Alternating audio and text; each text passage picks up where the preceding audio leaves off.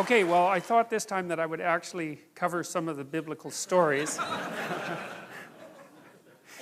And hopefully a number of them.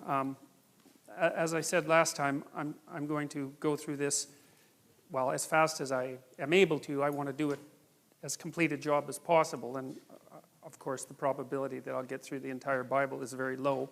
But we'll get through a lot of the major stories in the beginning of it, and that's a good start. And then, assuming that this all goes well, then maybe I'll try to do the same thing again, either in the fall or next year. So, assuming that everything is still working out properly next year. It's a long ways away. All right, so I guess we'll start. So last week, I talked to you about a line in the New Testament that was from John, and it was a line that was designed to parallel the opening of Genesis, and it's a really important line, and I thought I would re-emphasize it because the Bible is a book that's been written forward and backwards in time in some sense, like most books, because if you write a book, of course, when you get to the end, if you're the writer, you can adjust the beginning and so on. So it has this appearance of linearity, but it isn't linear. It's like you're God in some sense standing outside of time. That's your book, and you can play with time anywhere along it. And the people who put the book together, or the books together, took full advantage of that, and that makes the story, it gives the story odd parallels in many, many places, in a very large number of places. And this is one of the major parallels, at least from the perspective of the Christian interpretation of the Bible, which of course includes the New Testament. And so there's this strange idea that Christ was the same factor or force that God used at the beginning of time to speak habitable order into being. And that's a very, very strange idea. It's not something that can be just easily dismissed as superstition, partly because it's so strange. It doesn't even fit the definition of like a superstitious belief. It's a dreamlike belief in some sense. And what I see many of the ideas in the Bible as is these dreamlike ideas that underlie our normative cognition and that constitute the ground from which our more articulated and explicit ideas have emerged. And this one's so complicated, this idea is so complicated that it's still mostly embedded in dreamlike form, but it seems to have something to do with the primacy of consciousness. And this is one of the biggest issues regarding the structure of reality, as far as I can tell, because everyone from physicists to neurobiologists debates this. There's the stumbling block for a purely objective view of the world seems to me to be consciousness. And consciousness has all sorts of strange properties. For example, it isn't obvious what constitutes time, or at least duration, in the absence of consciousness. And it isn't also easy to understand what constitutes being in the absence of consciousness, because it seems to be the case, well, if a movie is running and there's no one to watch it, I know it sounds like the tree in the forest idea, but it's not that idea at all. If a movie is running and no one's watching it, in what sense can you say that there's even a movie running? Because the movie seems to be the experience of the movie, not the objective elements of the movie. And there's something about the world, at least insofar as we're in it as human beings, that is dependent on conscious experience of the world. Now, of course, you can take consciousness out of the world and say, well, if none of us were here, if there was no such thing as consciousness, then the cosmos would continue running the way it is running. But of course, it depends on what exactly you mean by the cosmos when you make a statement like that, because there's something about the subjective experience of reality that gives it reality. Or at least that's one way of looking at it. And since we're all pretty enamored of our own consciousnesses, although they're painful because they define our being, it's not unreasonable to give consciousness a kind of metaphysical primacy. Now, and it's deeper than that, it's a deeper idea than that, because there are physicists, and they're not trivial physicists like John Wheeler, who believes that in some sense consciousness plays a constitutive role in transforming the chaotic potential of being into the actuality of being. And he actually thinks about it, he's not alive anymore, but he actually thought about it as playing a constitutive role, And then from the neurobiological perspective or from the scientific perspective, it's like consciousness is not something we understand. I don't think we understand it at all. It's something we can't get a handle on with our fundamental materialist philosophy. And I don't know why that is. It's quite frustrating if you're a scientist, but it isn't clear to me that we've made any progress whatsoever in understanding consciousness, even though, well, we've been trying to understand it for hundreds of years, and even though psychologists and neurobiologists and so forth have really put a lot of effort into understanding consciousness from a scientific perspective in the last 50 years. So, anyways, what it seems to me is the idea that God used the word to extract habitable order out of chaos at the beginning of time, which is roughly the right way of thinking about it, seems to me deeply allied with the idea that what it is that we do as human beings is encounter something like a formless and potential chaos. I mean, we're not omniscient, obviously, and we can't just do whatever we want, but we encounter a formless and chaotic potential. That's always what we're grappling with, and somehow we use our consciousness to give that form. And this is how people act. Like, if you look at how they regard themselves, it's how they act, because you say things to people like, well, you should live up to your potential. And you make a case that there's something about a person that's more than what is, that yet could be if only they participated in the process properly. And everyone knows what that means, and no one acts like a mystery has been uttered when you say that. And you can see a situation in your own life that's full of potential. You're often extremely excited when you encounter something that's full of potential, because what you see is something that could be. You see a future beckoning for you that could be if only you interacted with it properly. And it activates your nervous system, right, in a very basic way. And we even understand how that happens to the degree that we understand how the nervous system works, because the systems that mediate positive emotion, which are governed roughly by the neurochemical dopamine, and which have their roots way down in the ancient hypothalamus, a very, very archaic and fundamental part of the brain, that responds to potential, which is the possibility of accruing something new and valuable. It responds to potential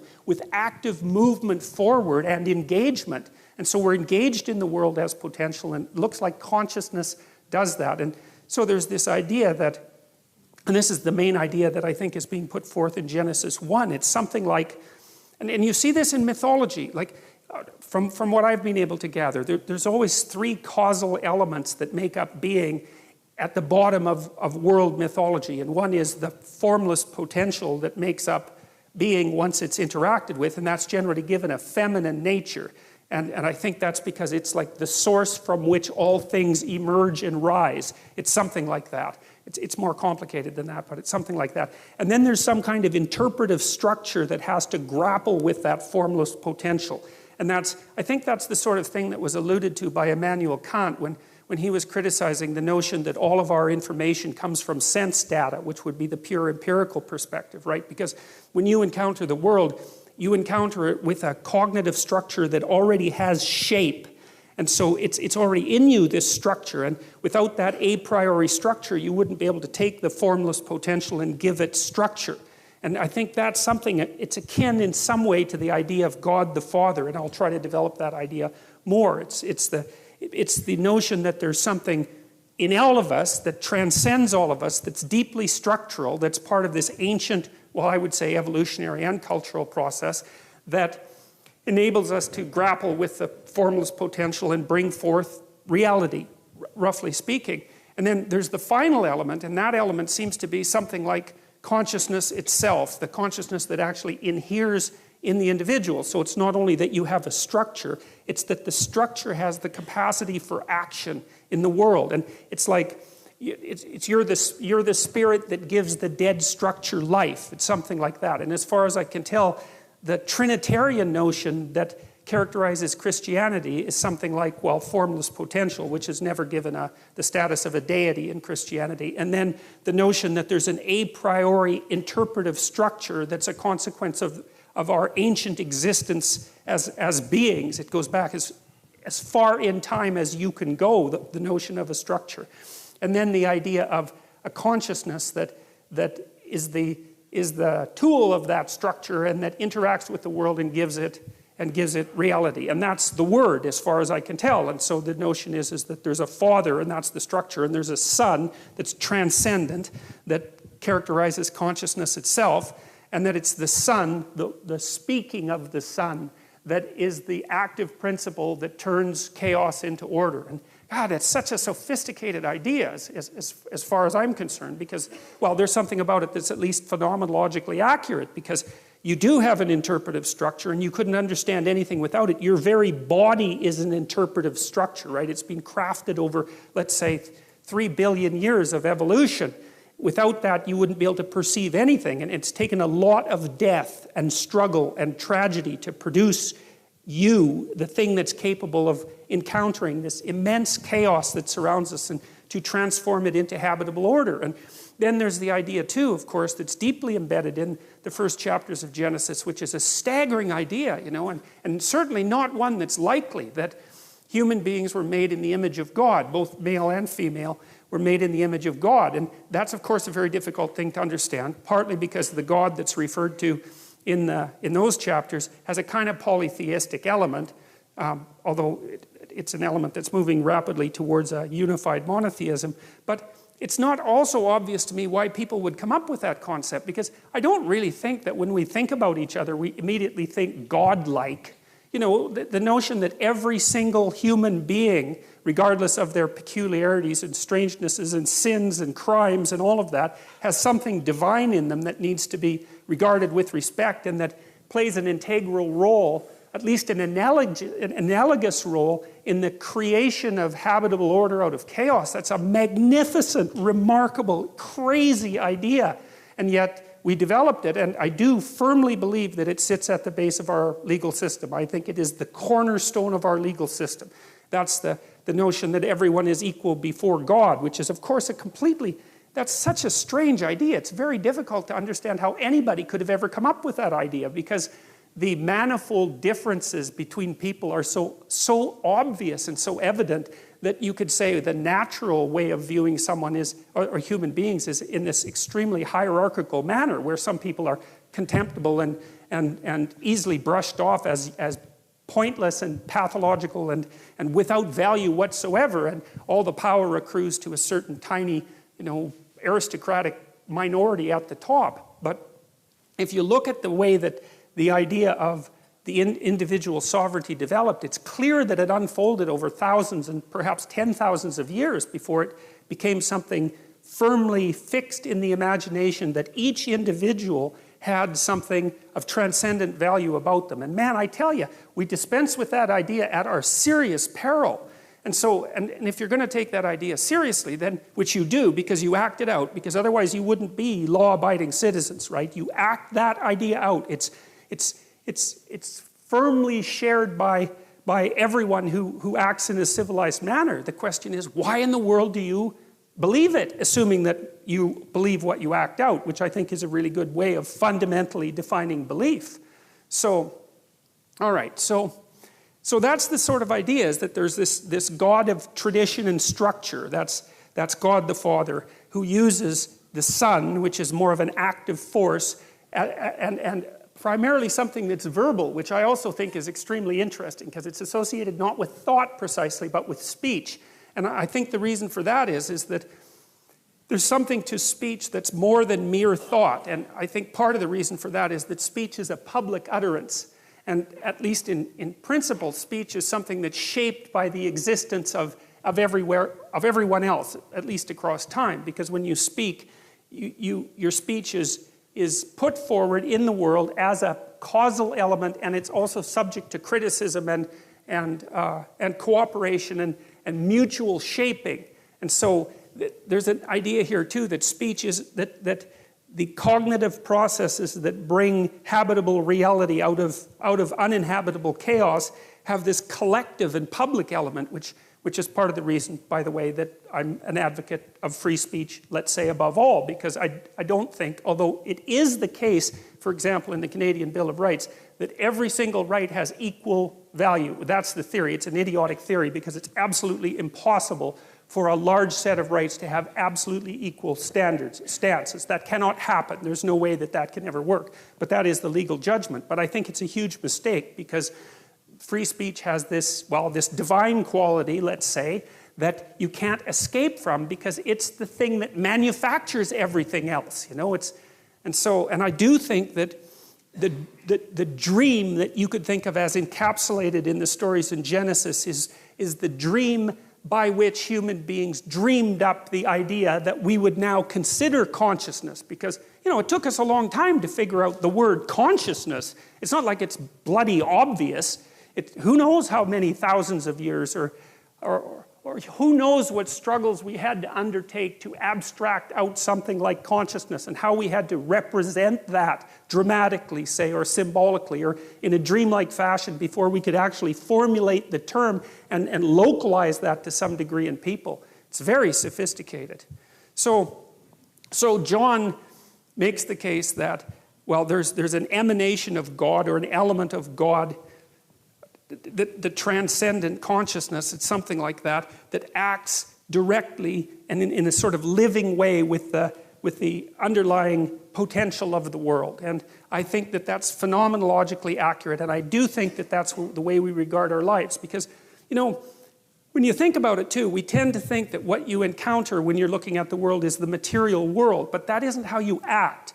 You do act as if you're in a place of potential, and also in a place of potential that you can actually transform, which is also something extraordinarily strange, you know, because we do treat each other as if we're capable of bringing new forms into the world in some permanent manner, right? And we treat each other as if we have free choice and free will, and perhaps we don't. But it's certainly the case that societies that are predicated on the idea that we don't do very well.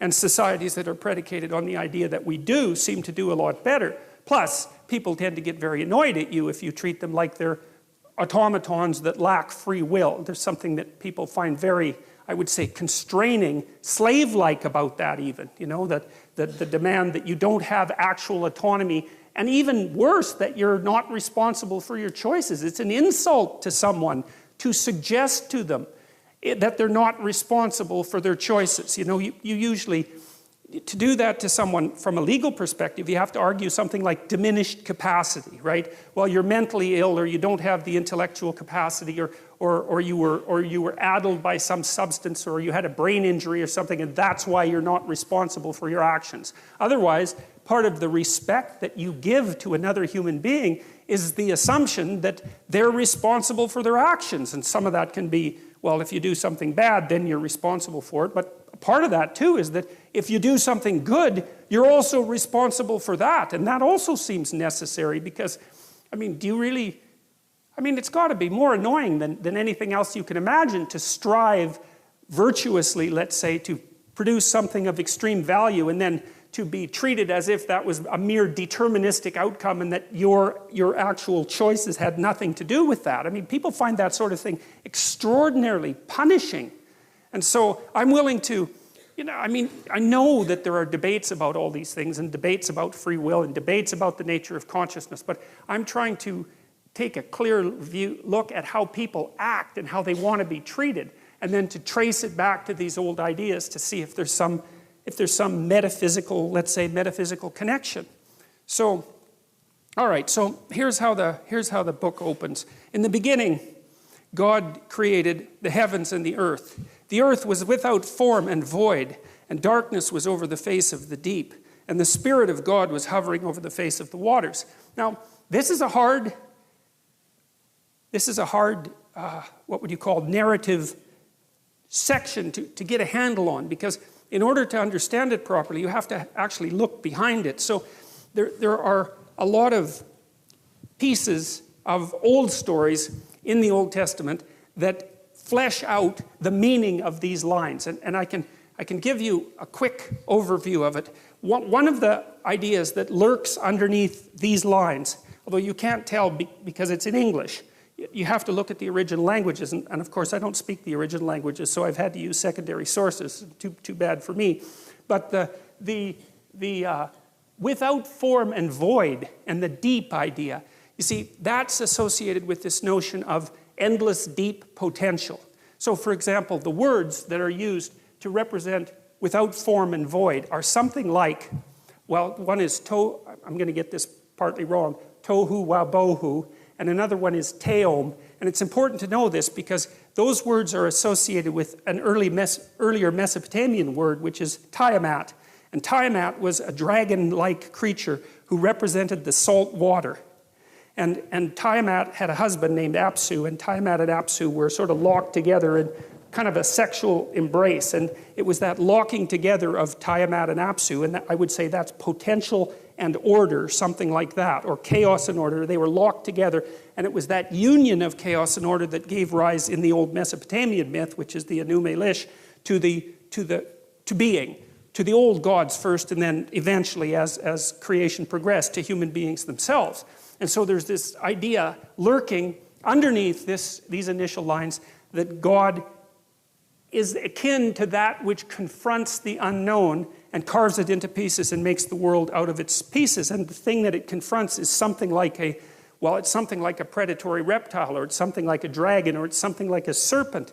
And I think part of the reason for that, and this is a very deep and ancient idea, is that this is where it gets so complicated to do the translation, is partly that is how human beings created our world. Like, we went out beyond the confines of our safe spaces, let's say. Our safe spaces defined by the tree or defined by the fire. And we actively voyaged outward to the places that we were afraid of and didn't understand, and conquered and encountered things out there, like literally animals, like mammoths and snakes and predators of all sorts.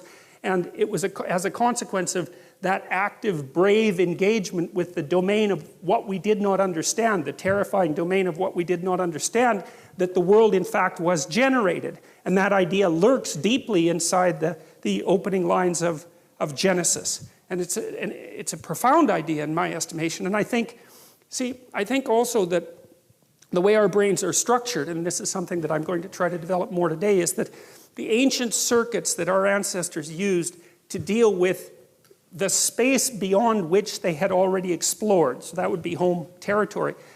So that's that unknown territory that's characterized by promise, because there are new things out there, but also by intense danger, right? Because we're prey animals, especially millions of years ago when we were very young. We had to go out there and encounter things that were terribly dangerous. And there was a kind of, let's say, paternal courage that went along with that. And it was the spirit of paternal courage that enabled the conquering of the unknown. And there's no difference between the conquering of the unknown and the creation of habitable order. And the thing is that as our cognitive faculties have developed to the point where we're capable of very high levels of abstraction, the underlying biological architecture has remained the same. And so I don't think that it's too much to say at all that the circuits that engage you, for example, when you're having an argument about something fundamental with someone that you love, and so you're trying to structure the world around you jointly to create a habitable space that you can both exist within, you're using the same circuits, the abstracted version, you're using the same circuits that our archaic ancestors would have used when they went out into the unknown itself to encounter beasts and predators and geographical unknowns. It's the same circuit. It's just that we do it abstractly now instead of concretely. But of course it has to be the same circuit, because evolution is a very conservative force. And what else would it be? And this is also why I think it's so easy for us to demonize those people who are our enemies, because our enemies confront us with what we don't want to see. And because of that, our first response is to use snake detection circuitry on them, and that accounts for our capacity, almost immediate capacity, to demonize. And there's a reason for that. It's not a trivial thing. First of all, it's a very fast response, and second of all, it's a response that has worked for a very, very, very long time. And so, one of the variants of the hero, and I would consider a variant of the hero like a fragment of the picture of God, is the heroic warrior who slays the enemy, right? And of course, that's not precisely a politically correct representation of the hero in modern times. And no wonder, but it's still something that you go watch in movies all the time and admire, right? It's like this one of the how many plots are there? Romance and adventure, that's about it. And most of the adventure genre is, well, there's some enemy that's lurking in some form. It could be human, it could be alien, and someone rises up to go and confront it and maintain order. You know, it's like, there's no getting away from that story. And if you don't have that in your own life, then you play a video game where that's happening, or you watch a movie where that's happening, or you read a book where that's happening, and it captures you, even if you're atheistic and your only religion is Star Wars, you know. And it's still, well, really, right? It still captures your imagination, and you act like someone who's possessed by religious fervor when you line up for 3 days to be the first one into the theater, you know, and all the while claiming that you're atheistic to the core. It's like...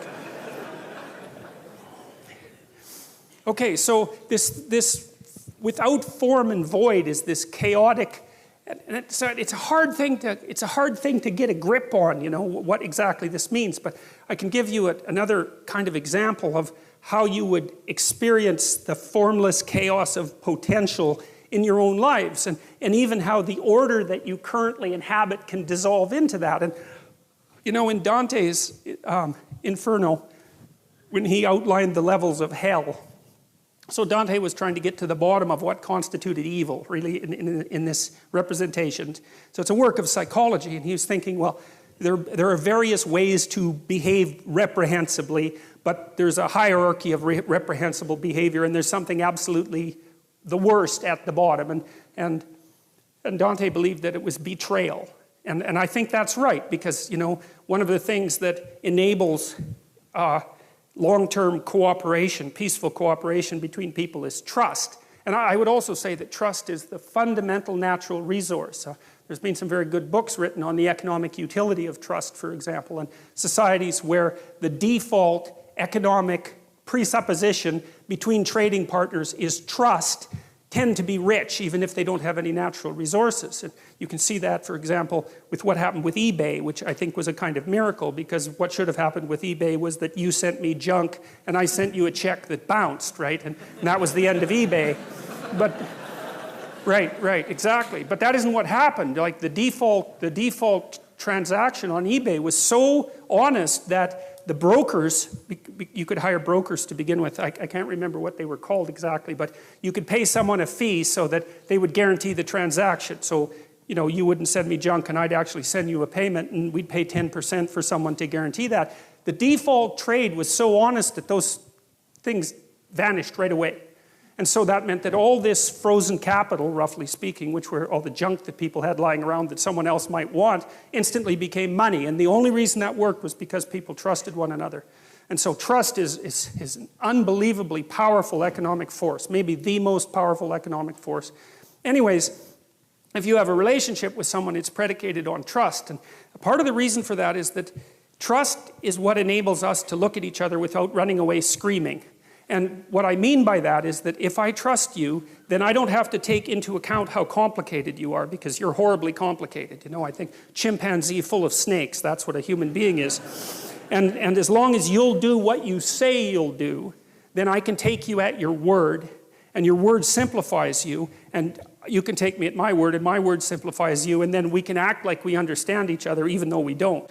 But then if that trust is betrayed, then all the snakes come forth very, very rapidly. And so all of you, I suspect, have been betrayed one way or another. And so what happens, if you're in a relationship with someone and you trust them, then you make certain assumptions about the past, and you make certain assumptions about the present, and you make certain assumptions about the future. And everything's stable, and so you're standing on solid ground.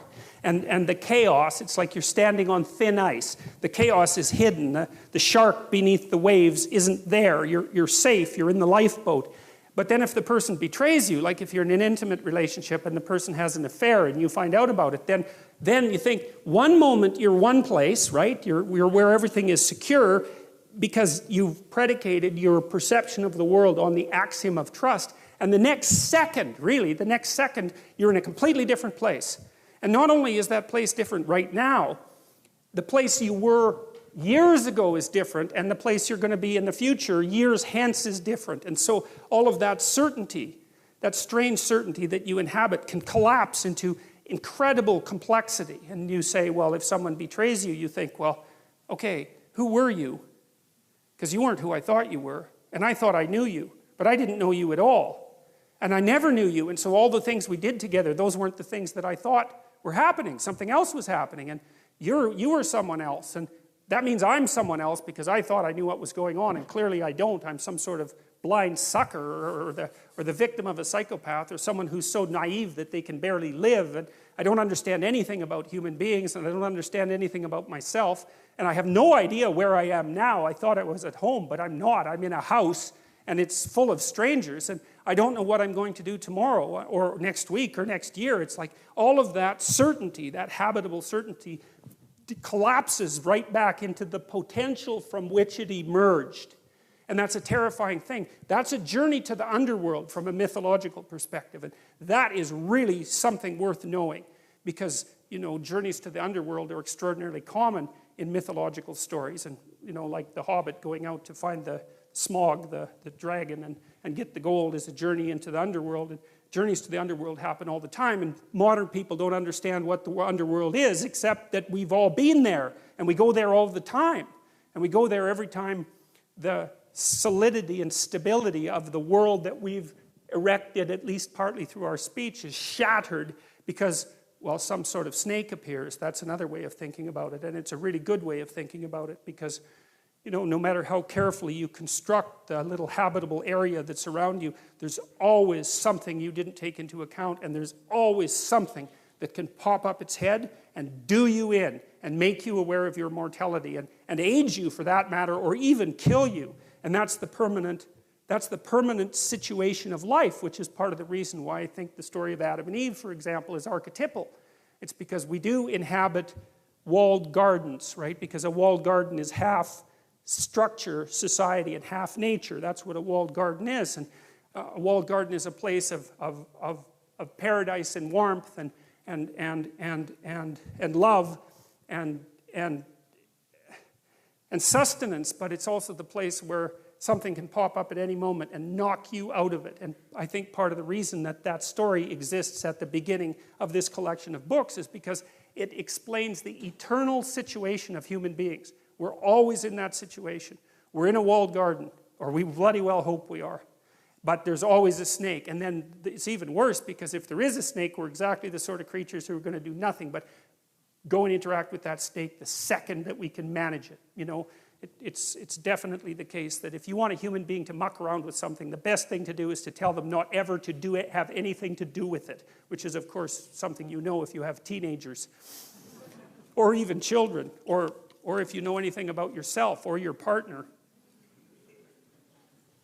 So these stories are trying to express what you might describe as an unchanging, transcendent reality. It's something like what's common across all human experience across all time. And that's what Jung essentially meant by an archetype. And you could say, we tend to think that what we see with our senses is real.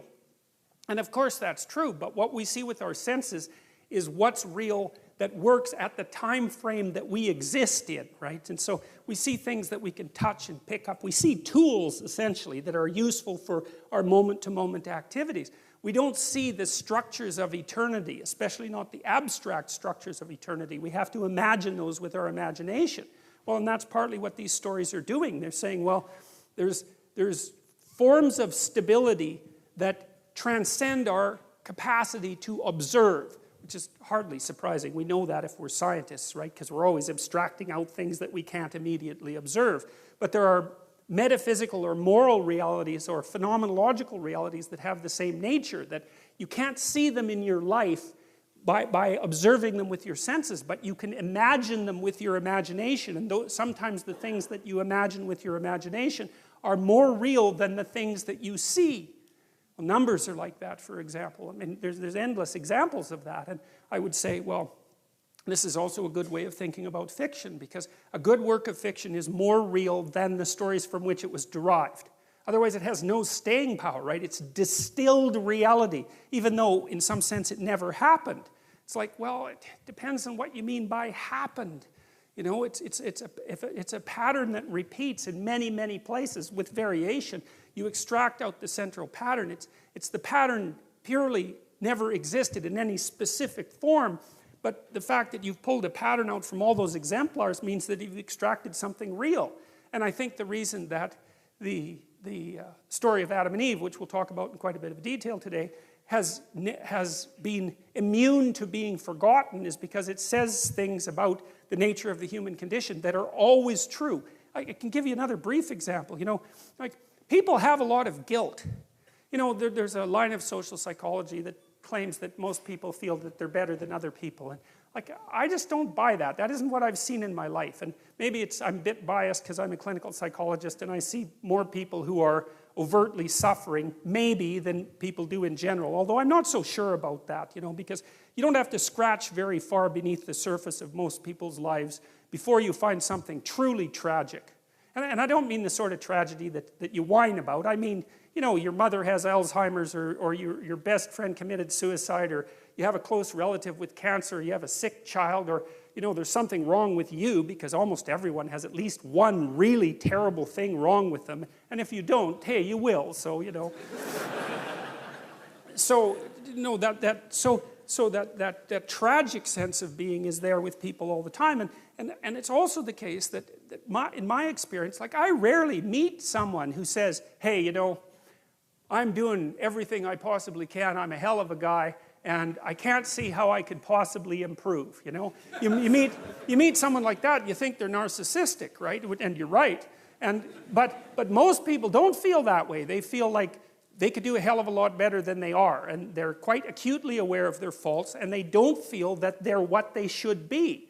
And you see, what happens in the story of Adam and Eve as well is that when people become self-conscious, at least that's how it looks to me, they get thrown out of paradise, and then they're in history. And history is a place where there's pain in childbirth, and where you're dominated by your mate, and where you have to toil like mad, like no other animal, because you're aware of the future. You have to work and sacrifice the joys of the present for the future constantly, and you know you're going to die, and you have all that weight on you. And to me, again, that's just, how can anything be more true than that? That's just, as far as I can tell, that's just how it is, unless you're naive beyond comprehension. There's something about your life that is echoed in that representation. And why it is that, I mean, we're such strange creatures because we don't seem to really fit into being in some sense. And that's also what's expressed in the notion of the fall.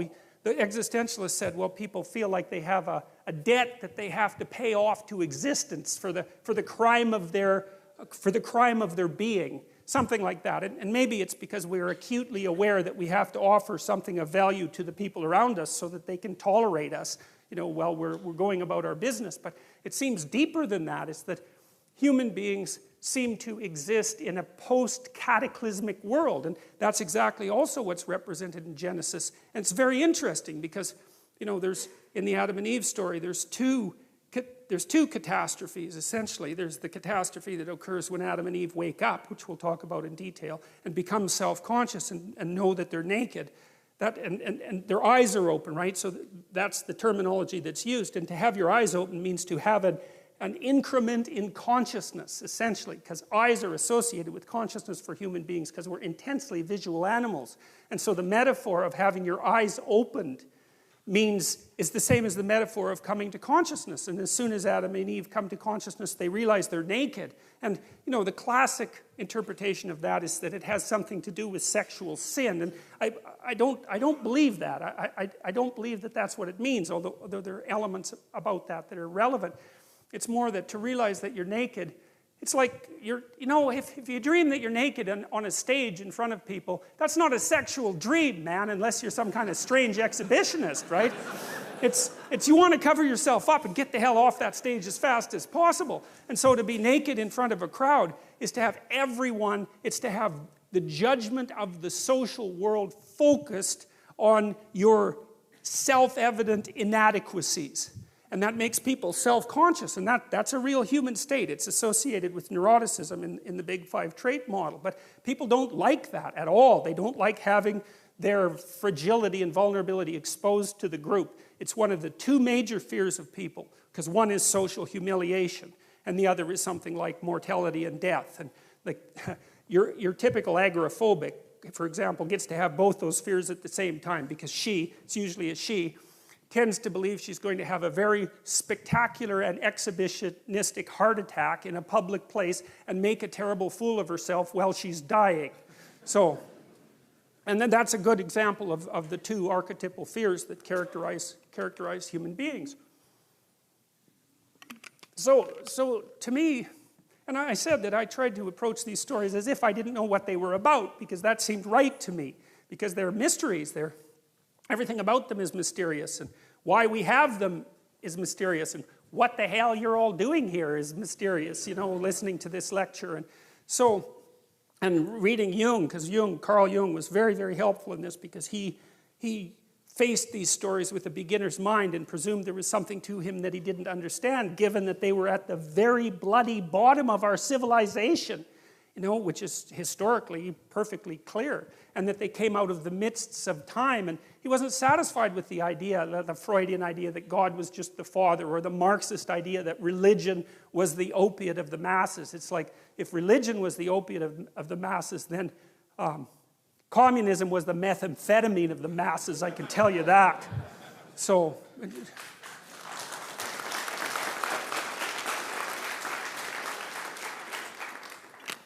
you've been betrayed by someone, and so you fall into that underworld of doubt about everything. And it's a serious place to be in that underworld, because not only do you not know where you came from or who you are or where you're going, that's bad enough. So that's the underworld itself. But there's a subdivision of the underworld, like the worst suburb, which is, I think, what hell is, essentially, from a metaphysical perspective. Because, if someone really cuts you off at the knees, especially if they do it in a malevolent way, and if you're going to be betrayed, and you really want to be betrayed properly, you want to be betrayed by someone who's really out to hurt you. They just weren't being stupid. They were like after you for whatever reason. And then that's also, you plunge into that underworld space, and that's also when you start to nurse feelings of resentment and aggrievement and murder and homicide, and even worse, because if people are betrayed enough, they start to obsess about the utility of being itself, and perhaps go to places that no one would ever want to go if they were in the right mind, and to develop and nurse fantasies of the ultimate revenge. And that's a horrible place to be, and that's hell as far as I can tell. And that's why hell has always been a suburb of the underworld, because if you get plunged into a situation that you don't understand and things are not good for you anymore, it's one step from being completely confused. It's only one step from being completely confused to being completely outraged and resentful, and then it's only one step from there to really looking for revenge. And that can take you places that merely to imagine properly can be traumatic. And I've seen that happen with people many times. And I think that anybody who uses their imagination on themselves can see how that happens, because I don't imagine there's a single person in the room that hasn't nursed fairly intense fantasies of revenge, at least at one point in their life. And usually, for what appear to be good reasons. It's no picnic to get betrayed, that's for sure, and it can shake your faith in being, but if it shakes it so badly that you turn against being itself, that's certainly no solution, that's for sure. All it does is make everything that's bad even worse. Okay, now, and God said, let there be light, and there was light, and God saw that the light was good. And God separated the light from the darkness. And so that's another fundamental separation, right? Light and darkness. Those are in some sense the two of the fundamental elements of our conscious being, because of course when it's light we're awake and conscious because we're diurnal animals, and when it's night, well, then we're asleep. And so our existence is bounded by light and darkness. We're up and alert when it's light, and that's partly because we're highly visual animals, right? Unlike most animals, because most animals use smell, we use vision. We're very strange that way. And vision is associated with enlightenment and illumination, and with the breaking of the dawn, and with the coming of the new day, and all of that. So for light to be created is associated in some sense with the emergence of conscious being. And so that's another echo of that notion. And the particular phrasing of the story also is important, because it's again that God said, right? So that's the use of that word, and that's the active element of the structure that gives order to chaos. It's something like that. So it's like the spirit of the structure manifests itself and produces the fundamental divisions of experience. That's what's being presented here. And God separated the light from the darkness. He called the light day, and the darkness he called night. And again, the fact that things are named is also very important. So you see this later with Adam, because God gives Adam the job of naming all the animals, and it's sort of like the animals don't actually exist in some sense till they're named. And that's another indication of the authors of the Bible's attempt to come to terms with the fact that our cognitive faculties and our ability to speak have something to do with the way that we cast chaotic potential into actuality, right? Because we can't really get a grip on something before we have a name for it, which is why, for example, you all have names, and everything that you encounter has to have a name, because before it has a name, it's just kind of part of the blurry background. It's something like that. And you could say it exists before it has a name, and that's true, but it's also true that it doesn't exist before it has a name. Because as soon as you give something a name, its nature changes, and you've transformed it into something that's not so much mere potential anymore, but it's at least on its way to being actuality. It's on its way to being a tool. And so the act of naming is repeated continually in the first chapters of the Bible, and the reason for that is this continued emphasis on the importance of consciousness and conscious articulation and speech.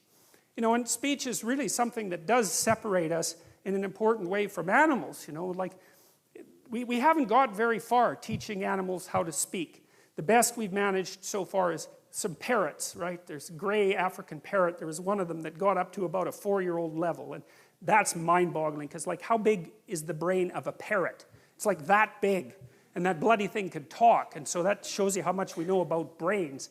But I know they're small and all that, and we tried teaching chimpanzees to talk, and they could kind of get somewhere with sign language, especially if you started when they were young, but they don't have the capacity for language like we do, and they were never able to really pass it on to the next generation, which is obviously a critical element of really having that ability. So human beings, we've used our linguistic capacity to parse up the world in a new way and to conceptualize it in a new way. And you know, you can say that we're just like ants on this little trivial planet out on the edge of one of 100 million galaxies, and that what's happening here has no cosmic significance. But that's an arbitrary proposition, you know. I mean, we're very complicated things, and whatever's going on this planet has to do with conscious reality. And the transformations of consciousness, for all we know, might be the most important things that happen everywhere. There's no reason to consider consciousness a trivial phenomenon. I mean, it's taken 3.5 billion years for you to develop the brain that you've developed. And human beings are amazing creatures. I mean, just a casual walk through YouTube and all those crazy kids that climb cranes and do that. What's that? Yeah, parkour, man. That stuff's unbelievable, you know? I mean, human beings are crazy, crazy animals. There's almost nothing we can't do. And I'm very loath to assume that the transformations of consciousness that are described in the early stories in the biblical accounts are somehow cosmically trivial. It doesn't strike me that way, and it's certainly not self-evident. And even if they are cosmically trivial, whatever that means, the rocks don't care what you think. Well, who cares what the rocks think? First, they don't think. So I don't see why that's exactly relevant. But even if it's all the same to the cosmos, which is something that I doubt, it's certainly not just all the same to you, you know, because your consciousness has a quality and it matters. Heidegger, for example, who's a philosopher whose writing sort of influenced me post hoc, because I recreated some of the things that he had talked about in the 30s before I knew much about him. But one of the things that Heidegger said was that the fundamental element of human being, of human phenomenology, was care. He said that that's the basic essence of your being, is that you care about things. You know, and that's either negatively or positively, right? To not care about something or to hate it is still to be involved in care. And so, even if the cosmos itself is neutral with regards to our existence, we're not, and we're the only things that we know of that are conscious, and so, well, we might as well go with that. And there's no reason. See, I can't help but think that the constant attempts by people to trivialize the nature of their own consciousness has a dark side. I'm a psychoanalyst, and so I always think that way. It's like, well, first of all, if if you as a being don't matter, then you don't have to do anything. It's a great justification for total lack of responsibility. And that really twigs something for me, because, you know, people who are bent, let's say, or vengeful or angry are always looking for a reason why they don't have to be responsible for anything. Plus it's a lot easier. And so the notion that consciousness is trivial immediately allows you to wander down that path. And so I'm skeptical of those claims. And I also think that there's a deep hatred of humanity that underlies those claims as well. And I read my YouTube comments sometimes, you know, and I've always been annoyed that, you know, because I've heard like sort of radical, clueless environmentalists say things like the planet would be better off without people on it, which is something that, like, you just cannot say that. If you say that and listen to yourself, you should like go to a monastery for like 3 years and never say a word and have a shower every 10 minutes until you've learned your lesson properly. You know, you can't utter a more genocidal phrase than that, you know. And of course you always do it in a display of your care for the world. It's like, well, if we just didn't have any people, it's like, well, we'll just line them all up and shoot them with machine guns. No, it's really sickening. It's appalling. And there's a hatred for humanity that's at the bottom of it. And I mean, you can kind of understand why, because we're messy and, you know, we don't clean up after ourselves, and, you know, we're like raping the rainforests and that sort of thing. But I do have some sympathy for people because, you know, we're hell on Mother Nature, but she certainly returns the favor. So, and that's a good thing to remember. You know, a lot of what we're doing is just bloody well trying to exist with a relative minimum of pain. And we're doing our best to get, you know, to get as good at doing that as fast as we can. And that's not an easy thing. There are lots of us, and like life is bloody complicated. And the other thing that happens too is, again, if you scratch just beneath the surface of people, and this is something that's always, you know, to me has been a kind of miracle, is if you talk to someone, they're out doing their job, and maybe they're doing a good job at it, like some emergency room nurse, you know, God, there's a job for you. Or maybe they work in palliative care.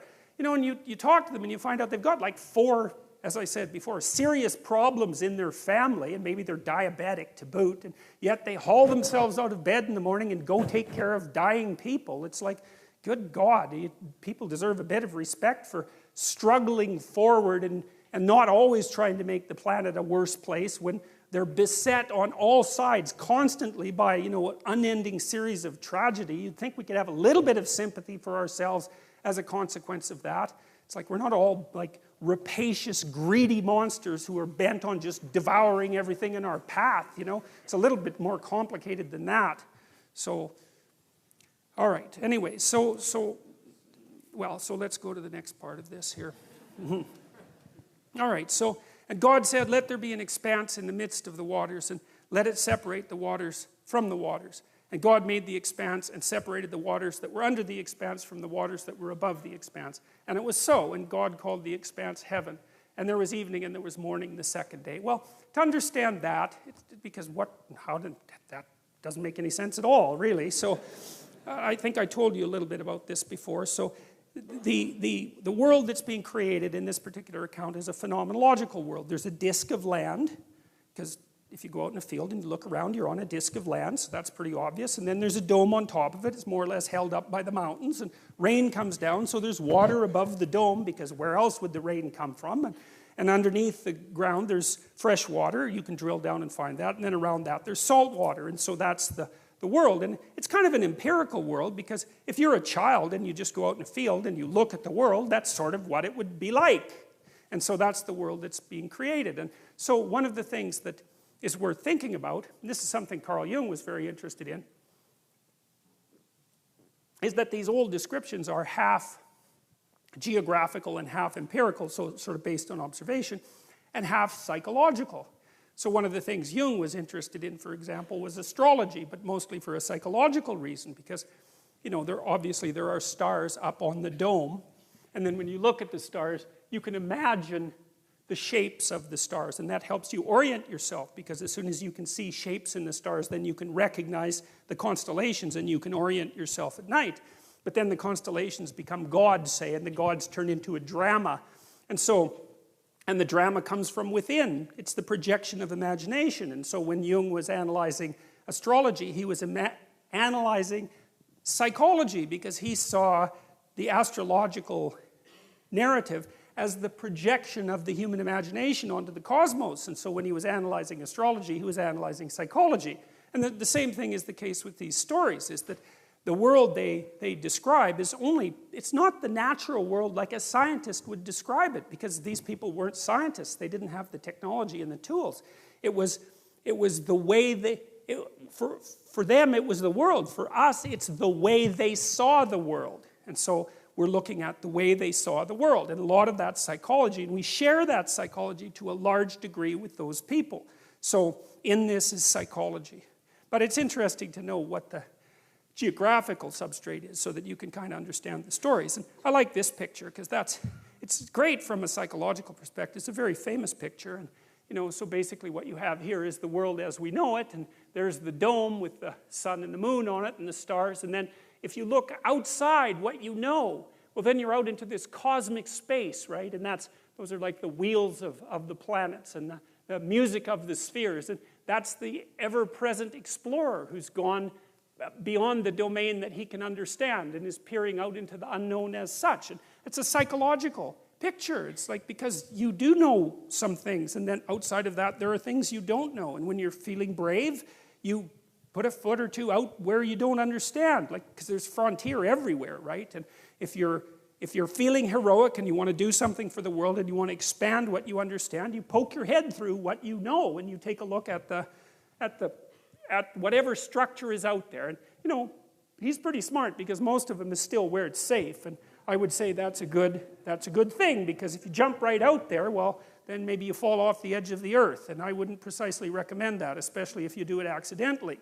And to me, this is a recreation of the Taoist yin-yang symbol, with the white paisley here, and that's what you know, and the dark paisley serpents really there. And the right place to be is right on the line between them, because you got one foot where you understand, that gives you security, and then, but it's kind of dull, because, hey, you know everything that's going on there, and that isn't what people are like. They don't want just security. Dostoevsky said that in Notes from the Underground, a great, great book. And he said, I love this. It was an early criticism of the notion of a political utopia. He said, look, if you gave people everything they wanted, they had nothing to eat but cake, and nothing to do but sit in warm pools and busy themselves with the continuation of the species. That was his lines. That the first thing they would do, well, maybe after the first week, was like go kind of half insane and smash everything up, just so that something that they didn't expect would happen, so that they'd have something interesting to do. And it's so right, because the utopian notion that if you just had all the material stuff you wanted, that you'd be, well, what would you be? What would you do? Would you just sit on the couch and watch TV? I mean, you'd be, I don't know what, you'd be cutting yourself just for entertainment in no time flat, and that's the sort of thing that people do. And so we're not adapted for security and utopia. We're adapted for a certain amount of security, because, we are vulnerable, but mostly we want to have one foot out where we don't know what the hell is going on, because that's where you're alert and alive and tense and with it.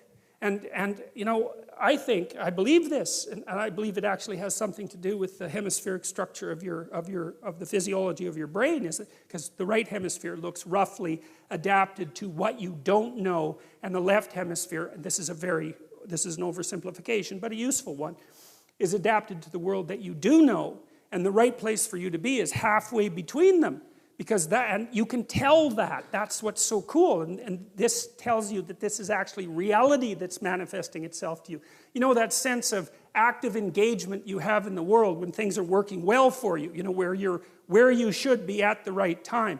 You're alert and on top of things and engaged, and you don't have much of a sense of time, and the sense of the tragedy of life sort of recedes. And that's when you've got one foot where it's secure and one foot out in the unknown, and your brain signals to you that you're in the right place by making what you're doing meaningful. And that sense of meaning is actually a neurophysiological signal that you've got the forces of the cosmos properly balanced in your being at that moment. And that's why it feels so good. And then, well, what else could it possibly be? I mean, our brain is capable of looking beyond our vision. That's what it's for. And that sense of engagement, there's no reason to assume that that's anything but a real signal. And you can reduce it. You could say, well, the problem with being where you know only is that you don't know everything. And that's going to be a problem in the future. And the problem with being where you know nothing is, that's just too much, man. Like, you know, you go into panic mode and because anything can happen there and you can't handle it. So you got to mediate between those two things. You want to be secure enough so that your physiology isn't revving out of control, and you want to be out there in the unknown enough so that you keep updating yourself constantly, constantly, constantly. And that's the place where information flow is maximized. And you know that because that's where you are when you're having a really interesting conversation with someone, or you're gripped by a book, or you're really into a movie, or maybe something that you do as a you know, apart from your work, or maybe even in your work, you're into it. And that's because you are in the right place at the right time, and your whole nervous system is signaling that to you. And I would say that's the sort of place that you should be all the time. Of course, you can't be because no one's perfect, but that's the recreation of paradise on earth. It's something like it, because you are in the right place at the right time when that is happening, subject to certain, what would you say, restrictions that we can talk about later. Well, that's what this guy's doing. And that's, I would say, akin to the action that God is taking when he's transforming the chaos of potential into habitable being. And it's the sort of thing that human beings are supposed to act out. And God said, let the waters under heaven be gathered together into one place, and let the dry land appear. And it was so. God called the dry land earth, and the waters that were gathered together he called seas. And God saw that it was good. Well, that's an interesting thing too, because, you know, there's this play written by a German named Goethe. I can never say that properly. It's Johann van Goethe, and I can't say it. But he wrote this play called Faust, and he wrote one part of it when he was quite young, and then Faust 2 when he was quite old. And he has a character in there, Mephistopheles, and Mephistopheles is the devil. And he actually has the devil explain himself twice, basically using the same words, which I really like. It was very profound. And basically, Goethe's Mephistopheles says, you know, he's the adversary of the word. That's a good way of putting it, because that's how it works out mythologically. He's the figure behind the snake in the Garden of Eden, which is something we'll talk about more. But he has a sophisticated philosophy. He's not just some random troublemaker. He's got a deep philosophy, and his philosophy is quite straightforward. And it's compelling. It's compelling. And people are gripped by it quite often, far more often than they think. And his philosophy is, well, look around at the world. It's like Ivan Karamazov in the Brothers Karamazov, when he's trying to disabuse his younger brother of being a Christian monk. Mephistopheles says, well, look at the world. I mean, you look around the world, it's nothing but a bloodbath. It's just suffering everywhere. Everything eats everything, and people die terribly, and they're cruel to one another, and the whole mess is nothing but a constant haul of terrible carnage and ruin and wreck. He says it'd be better if it was never existed at all. And that's a very, very interesting idea. And I do believe, and I've seen this in people many times, that in the depths of despair, especially when you've been betrayed, for example, and you wander into the wrong subdivision of the underworld, that's something that comes to mind. If you have a very sick child, for example, or maybe your whole family is suffering, as whole families do sometimes, an idea is going to come to you. It's like, good God, who put this mess together? And is it really worth it? Is it really worth the suffering? Suicidal people, they say no. They say, no, enough of this. And you have to be pushed a long way, generally speaking, before you'll actually commit suicide. You have to be in very, very desperate straits. But your answer under those conditions is that being is such that it would be better if it had never been. And that's I think it's a terrible philosophy, I believe, because I think what happens if you act it out is that you make the very things that led you to despair far worse. And I can't see that if it's reasonable to draw a logical conclusion that suffering justifies your desire to make being end, that the answer to that can't be to produce more suffering. That just doesn't make sense. And my observation has been that people who act out the Mephistophelian philosophy inevitably make suffering far worse. And then that raises the other specter of, well, do they want being just to cease, or are they just out for bloody revenge at any cost? And my conclusion has always been that, is that the mask is, well, being shouldn't exist because it's too terrible, but the true motivation is I'm going to make everyone suffer as much as I possibly can before I say goodbye to this place. And if you read the writings of people like the kids who shot up the Columbine High School, they'll tell you exactly that that's precisely and exactly what they concluded and then acted out.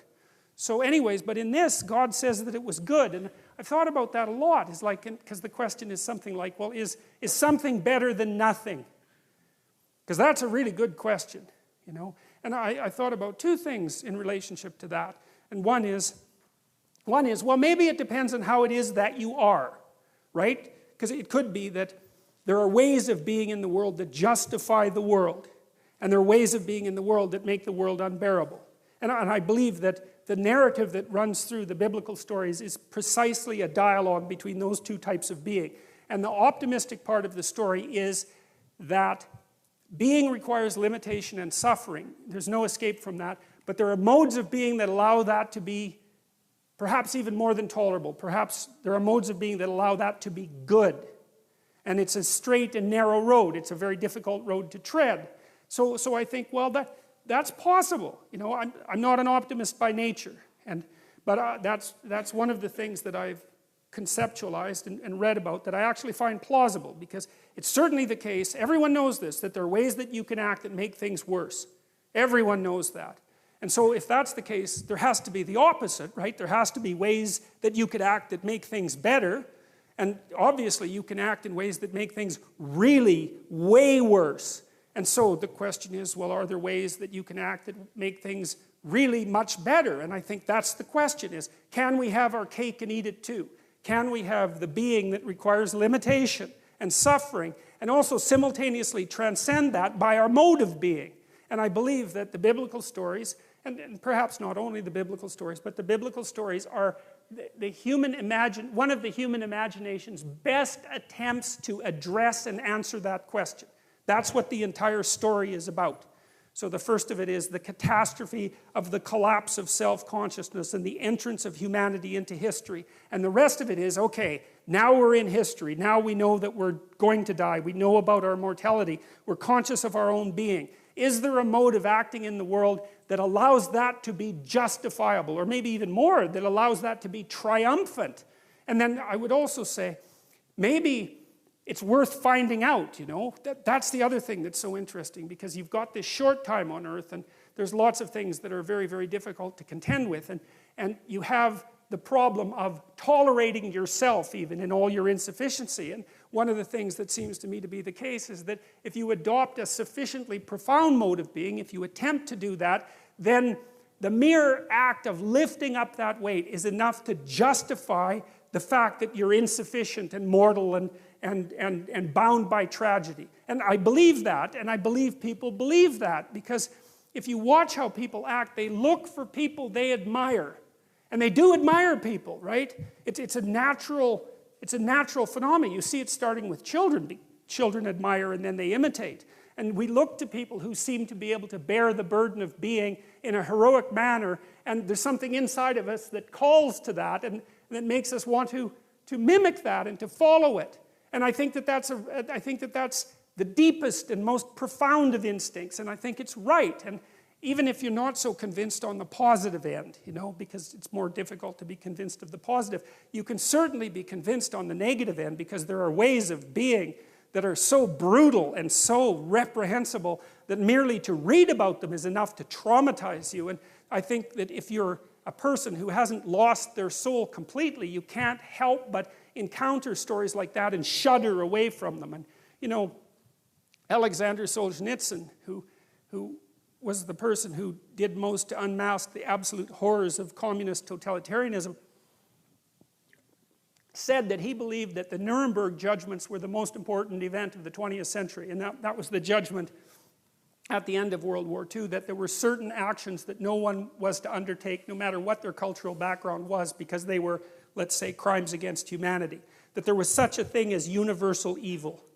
And you can debate that, you know, I mean, and people certainly have, but the problem is if you debate that, then you have to say that there are conditions under which the sorts of things that happen, say, in the concentration camps, which would be the gassing of children after their torture and their forcible removal from their parents and all the terrible things that went along with that, that's just okay. It's just an opinion. It's just something that happened, and there are circumstances under which that's justifiable. If there's no transcendent good and evil underneath that argument, it's only a matter of practicality. And it seems to me that that's not the right conclusion to draw. That's how it seems to me, and that's what Solzhenitsyn concluded when he looked at the Nuremberg trials. So the notion that it was good, well, even if you don't believe that, and because maybe it's not as good as it could be, I would say it's incumbent on you as someone who participates in the process of furthering creation to act as if it could be good at least, and to further that with all of your efforts. Partly because what the hell else do you have to do that could possibly be better than that could possibly justify your existence more than that? And you know perfectly well, if you have any sense at all, if you think clearly about it at all, is that that's what you want to see in everyone else. You're desperate and maybe you're cynical, and now and then someone appears that acts at least momentarily like a light in the darkness, and that lifts your spirit up and gives you a little bit of hope and maybe helps you continue on. Well, that's obviously a call to being. It's a statement from your own soul that says, well, there's something about that's how you should be. And maybe then, well, we get a chance to participate in what is good. I've thought too, well, we'll leave that for a little later. And God said, let the earth sprout vegetation, plants yielding seed, and fruit trees bearing fruit, in which is their seed, each according to its kind on the earth. And it was so. And the earth brought forth vegetation, plants yielding seed according to their own kind, and trees bearing fruit, in which is their seed, each according to its kind. And God saw that it was good. And there was evening and there was morning, the third day. I like that. You see, it's interesting, these old pictures, because if you look here, you got this halo around God's head, and you've got this split again between night and darkness, and God's right on the border between the two. And that's the sun, right? That's what a halo is. A halo is the sun or the moon. Sometimes it's like a coin. You have the queen's head on the coin, and that's the queen on the moon, and it's silver, and it's a symbol of value because, of course, the queen is sovereign, and the moon is the sovereign of the night sky, and gold, of course, is the sun, and gold is pure because it doesn't mix with other metals, and it shines like the sun, so it partakes of the sun, and God partakes of the sun because there's something about whatever he represents that's associated with consciousness and illumination and enlightenment, and it's that force of illumination and enlightenment that's right on the border between these two sets of phenomena, and that's kind of what that picture is trying to present. And so, it's a metaphor, that's one way of thinking about it, but it does, again, allude to the underlying idea that there's something about consciousness that's integral to being itself.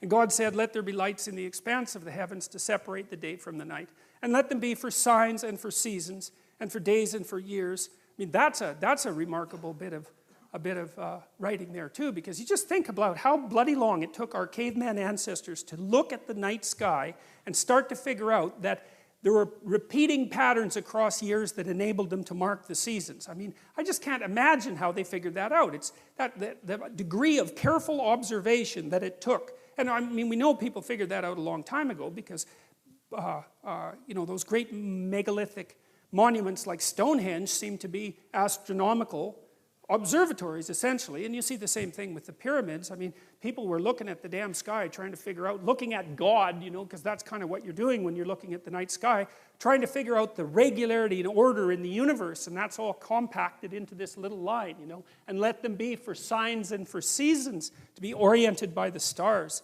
Amazing. And then let them be lights in the expanse of heavens to give light upon the earth. And it was so. And God made the two great lights, the greater light to rule the day, and the lesser light to rule the night, and the stars. And God set them in the expanse of heavens to give light on the earth, to rule over the day and over the night. And so there's an idea of sovereignty there too, right? That there's an analogy between the ruler and the heavenly bodies that light up the that light up the darkness, essentially. And that's a really interesting idea, too, because it took us a long time to come to terms with, as I mentioned last week, to come to terms with the idea of sovereignty itself and to decide what constituted valid power. And it's not power. It's not power. It's authority and competence and not power. It's not dominance either. It's more sophisticated than that, because the people that you want to rule aren't people who have power, because power just means I can hurt you and you can't hurt me back. That's not what you need from a ruler, even though it devolves into that from time to time. What you want is the kind of wisdom that illuminates the darkness, and to associate the sovereign with the heavenly kings of the light is a perfectly reasonable thing to do from a metaphoric perspective. And that's an ancient, ancient idea, you know, and another example of how we're grounded in a dream.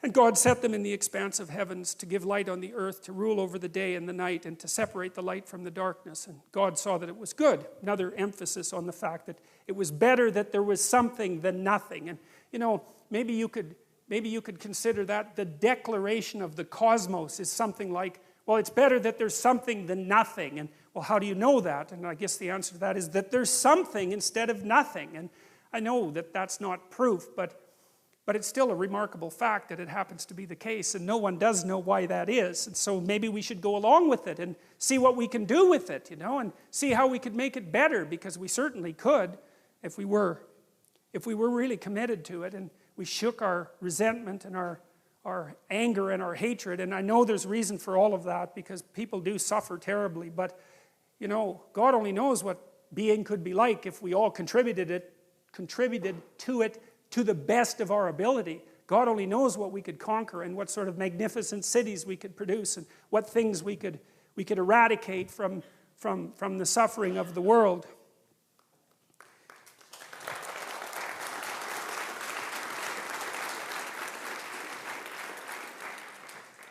And there was, you know, there's this guy I read about, this is amazing, and I don't remember his name, but he found out about this worm that was called the guinea worm. And guinea worm is a really horrible thing, and you can look it up if you want, but I'll tell you a little bit about it, even though it's very distasteful. So a guinea worm is a parasite that lives in Africa, and it burrows under your skin, and it's quite long. It's about that long, and it's, you know, about that wide, and so it'll burrow underneath your leg, and then it's in there, you know, and maybe it pokes its little head out a hole, which is one of its delightful tendencies. And then if you want to pull it out, it breaks, right? Because otherwise you'd just pull it out and it would be dead. And so it doesn't like that, so it just breaks off. And many, many people had this horrible disease, you know, and well, you can't imagine what that would be like, because you're part of the 1% and you live in North America, and thank God for that. But, you know, just a little imagine, you don't even want to think about it, let alone have it.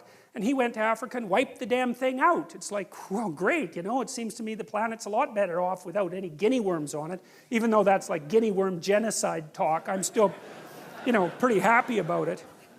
And so that was one guy who thought, well, we don't need these things. And yeah, well, fair enough, you know, and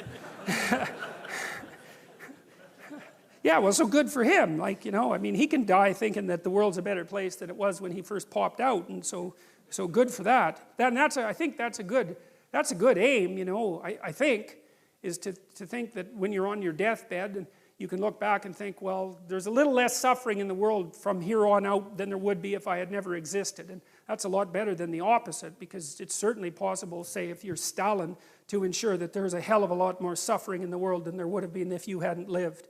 And we perfectly well know that people can manage that, and that many, many people try to do nothing but manage precisely that. So, and it's hard for me not to think about that as some sort of metaphysical evil, and I think it's the right way to look at it. And there was evening and there was morning, the fourth day. So you have the sun here, and then the moon here, as far as I can tell. Yeah.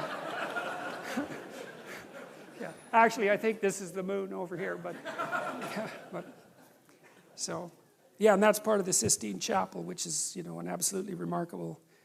No, part of the reason too, and part of the reason I'm teaching about these biblical stories is because, you know, I'm thinking, because the humanities have been decimated so badly, And again, I think that has mostly to do with resentment and hatred more than anything else. But I don't really think that you can get a grip on the humanities and what they have to offer without knowing the biblical stories, because they're the dream out of which the humanities emerge. And so unless you have that background knowledge, that dream, then there's all sorts of things that are utterly profound that don't open themselves up to you. And Dante's Inferno would be one of those, and Milton's Paradise Lost, which is an absolutely amazing piece of work. I mean, Milton wrote it because he wanted to justify the ways of God to man.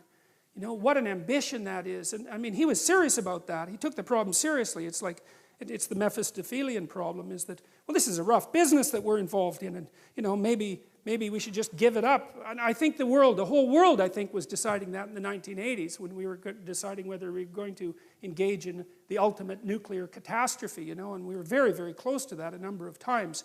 And I think it was a collective decision in some sense on the part of humanity that we might as well keep the whole awful game going rather than just demolish it.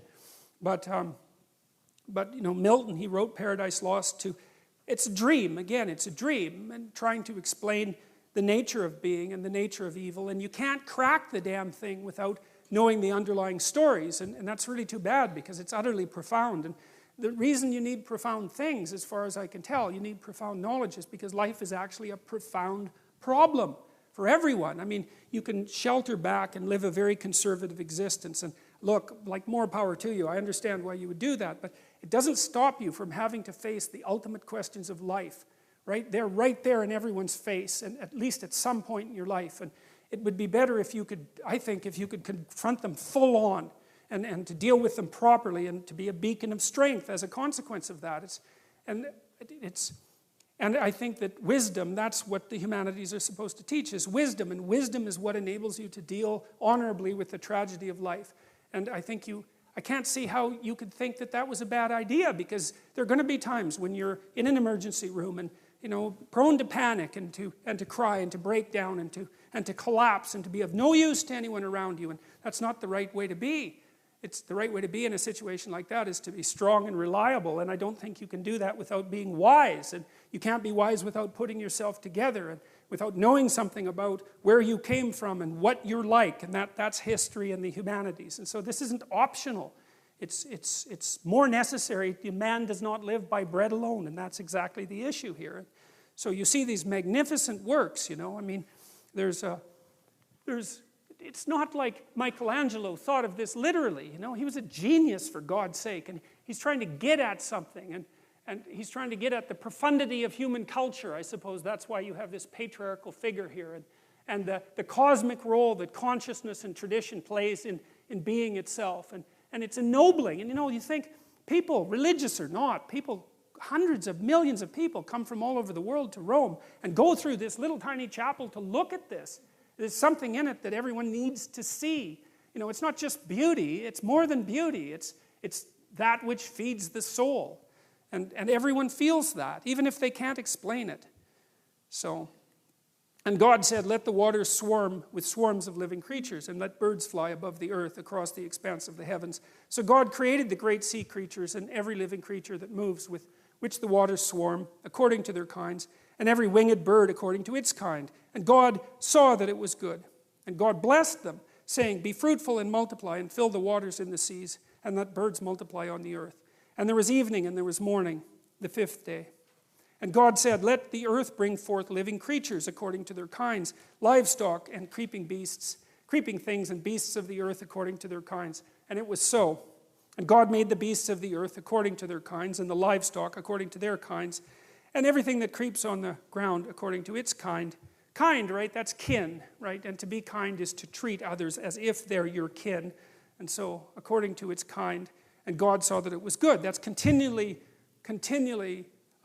represented over and over. God said, that's the thing that calls being into existence. And God said it was good, and that's the fundamental judgment about the nature of reality. And, you know, one of the things that happens in the translation, in the movement, let's say, from the Old Testament to the New Testament, is God is obviously blessing creation in the beginning of this story. And then you have Old Testament God, and like, don't mess around with him, right? Because he'll give you good smiting if you get out of line. There's no doubt about that. And he's kind of an arbitrary character. And, you know, lots of modern people think, well, how could you believe in a God like that? And it's like, when I read that, I think, well, the Old Testament people, that isn't how they thought. They thought, you better look the hell out because life is really difficult, and if you step out of line, you're going to get flattened, and God doesn't care, in some sense, whether you approve of him. It's like, what the hell does that have to do with anything? Obviously, you don't approve. It's like, you better pay attention, though, because otherwise you're going to be in real trouble. And that there's real wisdom in that. Nietzsche really admired the Old Testament as a work of literature because he thought that the representation of the divine, let's say, as a representation of the essential nature of being was extraordinarily accurate in its arbitrary and often cruel nature. You know, it wasn't following a morality that human beings could really understand as moral, but he thought that was very realistic, and I like that interpretation. But what happens in the New Testament is quite interesting because there's an insistence all of a sudden in the New Testament that you're supposed to act towards God as if he's nothing but good. And that's such a strange thing because you look at the world and you think, yeah, really? Just good, eh? Well, the cancer and the earthquakes is kind of hard to fit into that picture. And, you know, the terrible things that happen to children and all of that is very difficult to square with the notion of a good God, obviously. But then the underlying idea is that if you act in that manner, it makes it more likely to be true.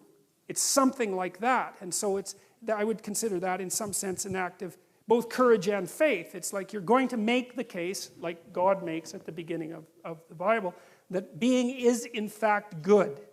Now, you can't see it because, well, you get to see all the things about it that aren't so good. That's not the point. It's a metaphysical presupposition, something like that. It's a decision to act that way. I'm going to act as if being is good and to further that.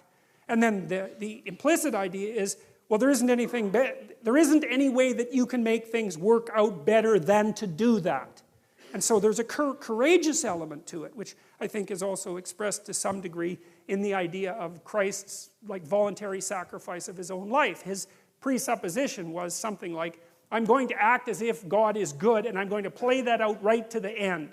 And now that becomes something like a divine pattern. And I believe there's wisdom in that because, again, most of the time that I've been wrestling with this sort of thing, I've always been looking at the opposite. I haven't been studying good, I've been studying evil. Because evil is easier to believe, especially after the 20th century. It's like, I think you have to be blind not to think about the things that happened in the 20th century as evil. And some of the things that happened were so brutal, it's just absolutely unimaginable. And, well, unless you imagine it. And it's right there. It's part of the historical record. And then I think, well, if there's something that's that terrible, it indicates as clearly as anything can that there's also something that's its opposite, and that's whatever it is that's the farthest away possible from that outcome. Now, that doesn't mean we can exactly say what it is, because it's easier to grip, in some sense, what it means to torture and break and hurt, and not to be able to conceptualize so clearly how you would have to act if you were acting in the exact opposite manner. But at least it implies that it exists, and I see that pattern being laid out in this dreamlike manner in the New Testament, and it has something to do with, well, it has something to do, and this is for sure, with the voluntary acceptance of mortality. Because, of course, that's the poisoned apple, right? The fact that everybody looks forward into the future to know that you're finite, and so is everything that you love. And it's very difficult for that not to poison your existence. And, well, there's no getting out of it, as far as we can tell, but there might be something like switching your attitude to it, and you could say, well, that's the price you pay for being. And the heroic thing to do is to accept that, and not even to accept it grudgingly. To say, all right, I'm going to go along with that, I'm going to accept that, and I'm going to act nonetheless as if being is good, and then I'm going to see how things turn out. It's something like that. And God saw that it was good. And so it's an act of courage, right? There's an act of courage that's associated with that transformation of attitude. And even with regards to the notion that the world is good, it's a courageous attitude, especially given that there's so much evidence that makes that conclusion difficult to continually draw. But the alternative seems to me to be far worse. So there's God again with the sun behind him, because he's associated with the solar consciousness, and he's creating all these strange, wonderful creatures. And you know, it's And people say, well, you know, the idea of God as an old man in the sky, let's say, that's primitive. It's much more better to think about it as a, much more better? Jesus. Anyways, it's more sophisticated to think of the divine essence as a disembodied spirit or something like that. But you know, that's not so obvious either, because as I already pointed out, there isn't anything that's more complicated than a human being. And so the idea that the divine is something that's at least as complicated as a human being strikes me as something that's actually quite reasonable. And I know it's a metaphor, although I don't know to what degree it is a metaphor, and it's also something that's embodied. And that's also a very interesting notion, you know, because it's become increasingly obvious as we've tried to do such things as produce artificial intelligence, that it's very difficult to produce an intelligence or perhaps a consciousness that isn't embodied in some manner.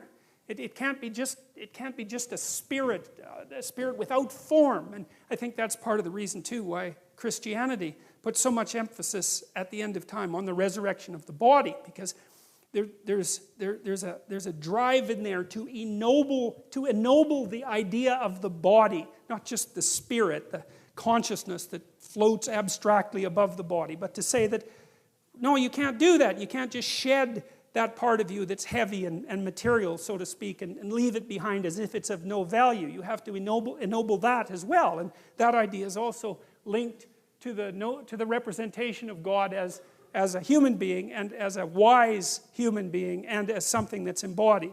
And so, at least from the metaphorical perspective, I don't think it's reasonable just to brush your hands across it and say, well, that's primitive. Because I don't think it is. I don't think it's primitive at all. And then God said, let us make man in our image, after our likeness. And it's our because, well, this is part of the priestly story. There's, as I said, a number of sources for the Old Testament. And in the priestly version, if I remember correctly, it's Elohim. That may be wrong. It doesn't matter, but precisely it doesn't matter, because the notion is that the God who's in the background of this story has a kind of plurality of being, right? And it looks like the idea of monotheism arose with great difficulty across time, because there are lots of powers, and the idea that there's a power of powers was something that it wasn't easy for people to figure out, you know, and because what's constant across sources of power? Well, some kind of meta power, but it's hard to figure out what that is, and that's what's being represented by the movement, as far as I can tell, from polytheism to monotheism. It's the observation that there are powers that determine the destiny of people, at least in part, that you're subject to. And then the idea that there's something common across all those powers that you can represent, partly, say, with the idea of the sun rising in the morning and fighting its way out of the darkness at night, and that's associated with consciousness and sovereignty. There's see, one of the things that bothers me about simple-minded atheism, and I would say the simple-minded atheism is of the sort that regards these stories as nothing but simple superstitions, is that it's very, very poorly informed. Because whatever these stories are, they are not merely simple superstitions. They weren't conjured up by some cabal of priests to bamboozle the masses, even though they were used for that purposes from time to time. It's much, much more complicated than that. They have a very ancient lineage, and they're tied together with all sorts of other stories. And there's an emergent wisdom in them, and I think the right way to view them is as the birthplace of sophisticated philosophical ideas. And so you have to wrestle with these stories. You can't just... And I said already that I'm going to be as rational as I possibly can in my discussion of these stories, and not refer to anything metaphysical except when that's absolutely necessary, even though I don't want to eliminate the possibility of a metaphysical reality, because I think that's premature. But you have to take the story seriously if you're going to approach the problem properly. You can't just casually dismiss them. It's not appropriate. And so let us make man in our image. That's a very interesting idea. And like I said, it's not easy to understand how it was that human beings came up with the idea that us lowly creatures were... So with the Mesopotamians, for example, and the Greeks were like this too. Human beings weren't godlike. They were the playthings of the gods, right? They were just... The gods just tortured us for their amusement, you know. Love and hatred and anger and all those powerful forces. We were just We were just playthings to the gods. There wasn't anything particularly divine about us. The notion that in some sense we partake of the divine, that's a staggering idea. And you don't want to underestimate the difficulty that there was in abstracting that, or the utility of that idea for our current mode of being. Let them have dominion over the fish of the sea, and over the birds of the heavens, and over the livestock, and all the earth, and over every creeping thing that creeps on the earth. So God created man in his own image. In the image of God, he created him. Male and female, he created them. That's interesting because there is more than one creation story in Genesis, and in this story, males and females are basically created at the same time. Later, Eve is extracted out of Adam, and we'll talk about that, but not here. It's the two sexes are generated simultaneously, and they both carry within them the divine stamp, which is very egalitarian and very appropriate, and I think unbelievably advanced. That's what it looks like to me. And God blessed them. Well, that's a good thing. And God said to them, "Be fruitful and multiply and fill the earth and subdue it, and have dominion over the fish of the sea and over the birds of the heavens and over every living thing that moves on the earth." And there's God creating Adam and Eve, and they're looking pretty happy about the whole thing. And that's Michelangelo's famous Sistine Chapel representation. And there's some cool things about this. I mean, you got to wonder, this is an aside, and I don't know if it's a credible aside, but it's an interesting aside, so that's a form of credible. What the hell is God doing in this thing? You know, I mean, what is this exactly?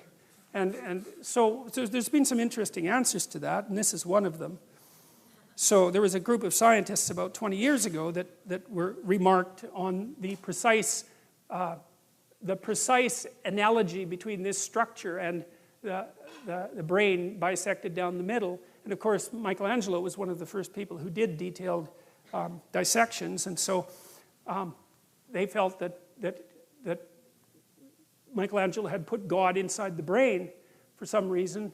And that seems to me to be associated with the notion that there's an analogy or a metaphorical identity between the notion of whatever God is and the structures that give rise to consciousness.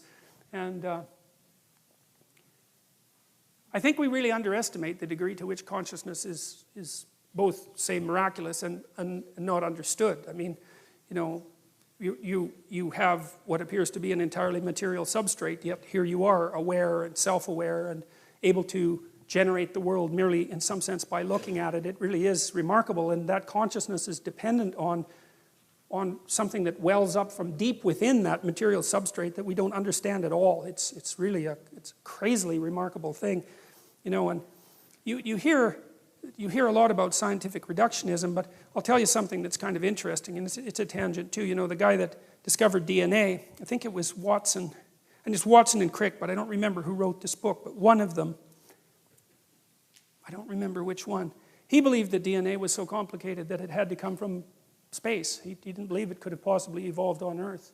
And so, like a lot of these people who are used as exemplars of scientific reductionism aren't like that at all when you actually read what they had to say, right? They were very aware of the limits of their own knowledge. And I mean, DNA is something really quite spectacularly remarkable. It's an eternal substance. It's been around for a very long time, and the idea that we understand it is a very stupid idea.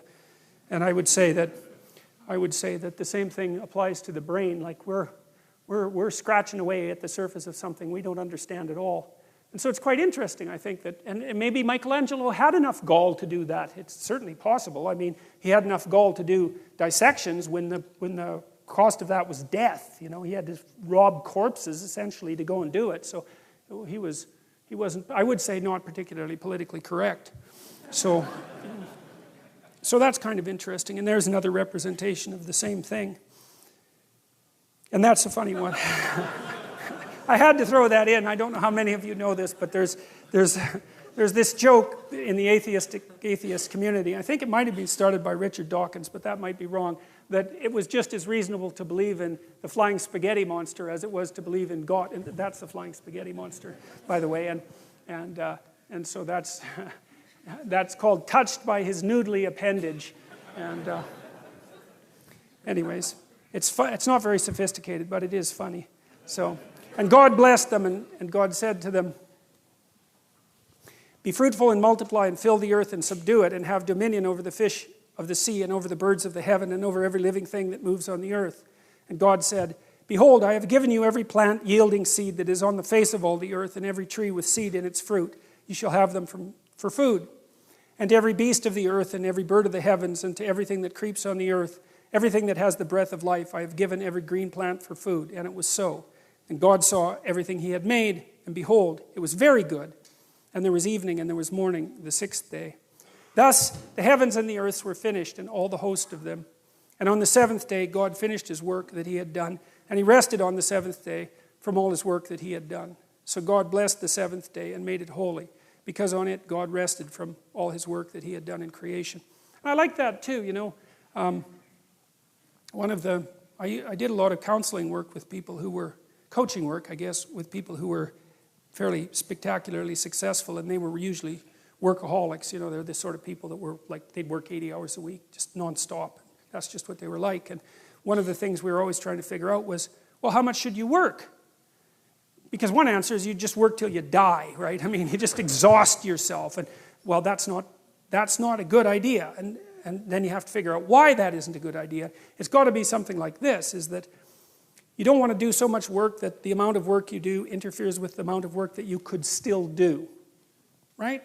Because if you work like mad for 2 weeks and then you have to lie in a hospital bed for a month, that obviously isn't very productive. So you have to figure out how much you can work diligently and then how much you have to recuperate so that you can get back up and work again. And, you know, people have basically settled on something like this and given it the divine imprimatur. That's one way of thinking about it, which is, well, you can toil away for 6 days, and no wonder, because you have to work, but you should rest at least 1 day out of 7, because otherwise, well, you don't appreciate life. That might be part of it. And plus, I think it's more a matter of iterability, you know, because one of the things that defines morality is the capacity to repeat something, right? So if something is properly structured in a moral manner, then you can do it over and over and over again without any degeneration.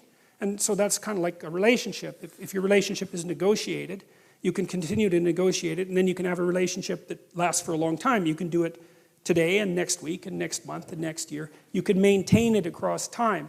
And this, I would say, is the wisdom that's been garnered over God only knows what period of time, to say, well, look, I mean, even God needed to take a break and appreciate what was going on, and it's not such a bad thing for people to follow that pattern. And that's a good thing for modern people to know, because we seem to be, even though, you know, we're very wealthy by historical standards, our capacity to relax isn't exactly what it could be, and I think that's really hard on people.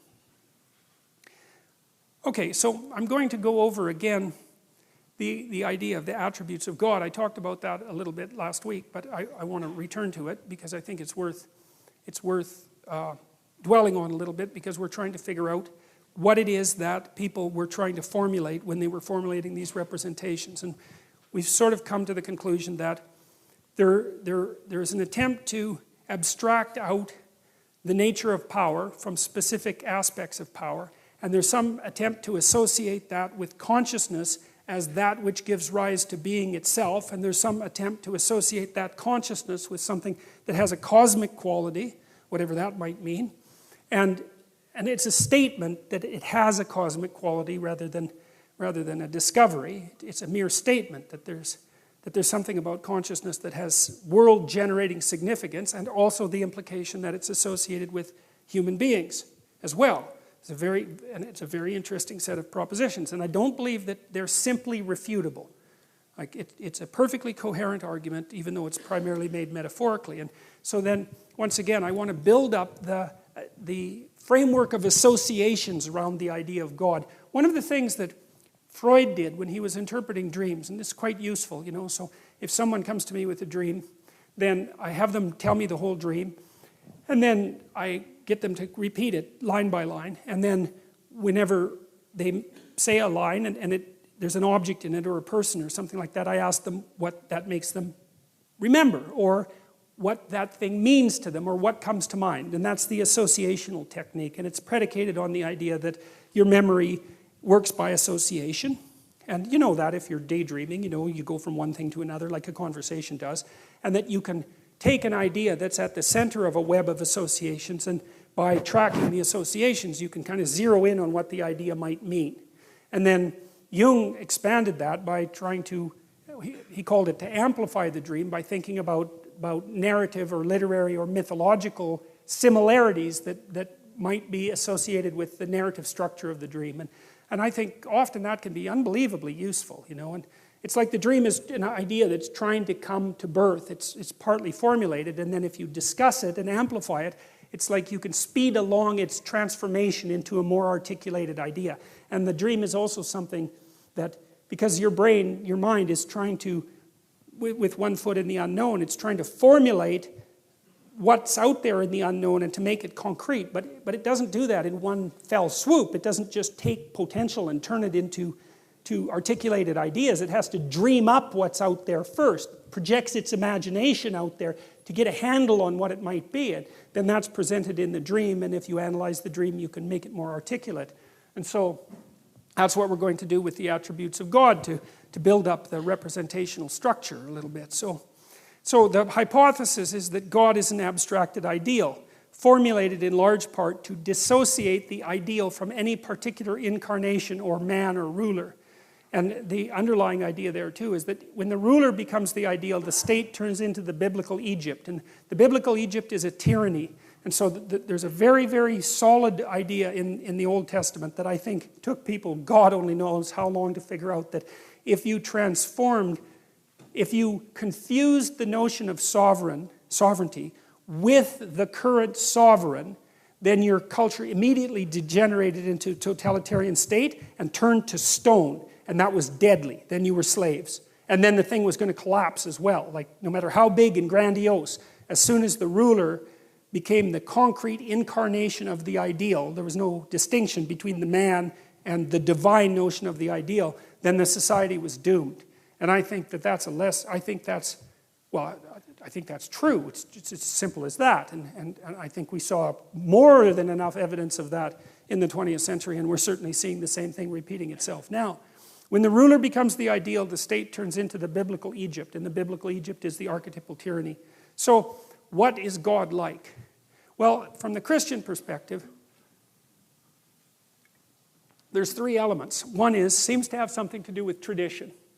And so that's God the Father, and that's partly the embodiment, I would say, of the human being, and that's an ancient thing. And it's also partly the embodiment of the tradition of human beings, which is also a very ancient thing. And that's the structure, as I said. It's the structure that consciousness emerges from that enables us to grapple with the unknown as such. And then there's the intermediary between that and Christ, say. That's the Holy Spirit. That's that bird.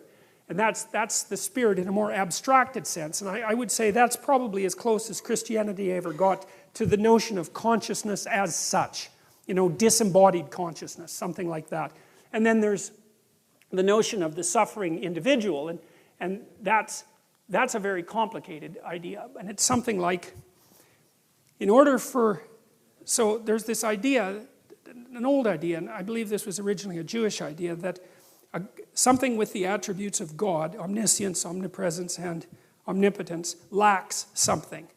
So it's like a Zen cone. It's a really interesting idea, because you think, well, what in the world can something like that lack? And the idea is limitation.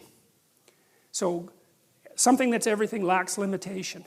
And that idea, like when I first encountered that, just blew me away. I thought it was such a brilliant realization that there are advantages to not being able to do things.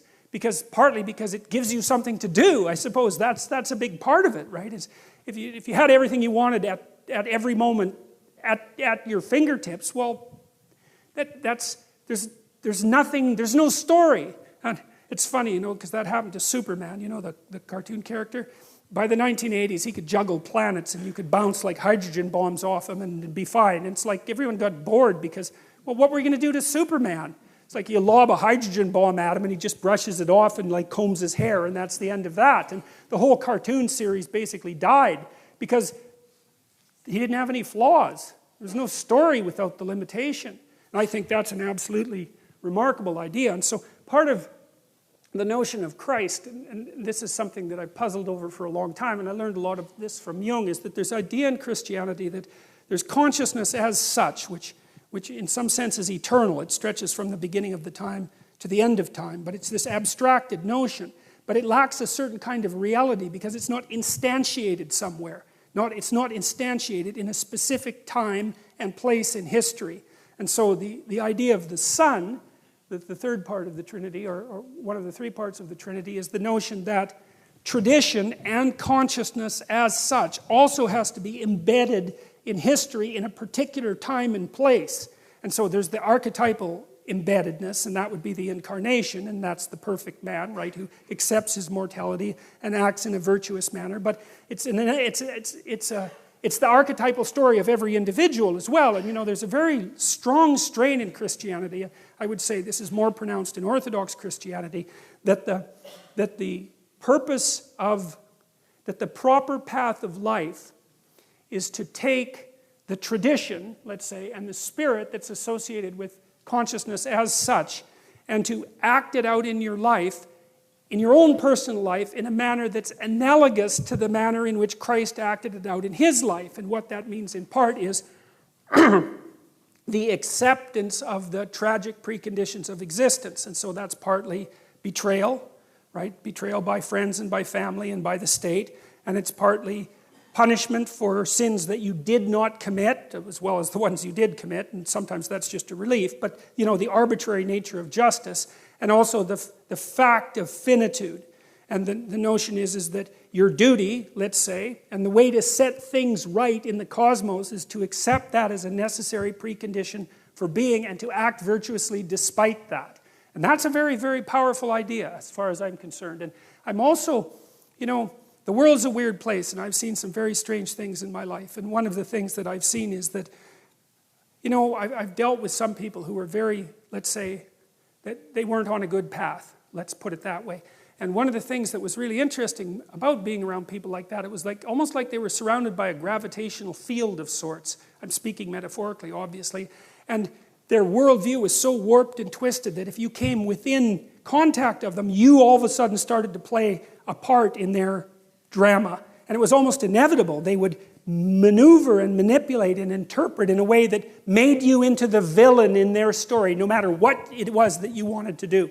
And unless you've encountered something like that, and many of you probably have, you don't know how powerful a pull that is. And so it's certainly possible that someone can act in like a gravitational object and bend things around them to fit their narrative, their unhappy and tragic narrative. But I've seen the opposite too, where people who were aiming upward with the best of their ability, and because of that, they had a positive effect on the people around them, and that ordered things around them in profound ways. And I think it's an open question, the degree to which the cosmos would order itself around you properly if you got yourself together as much as you could get yourself together.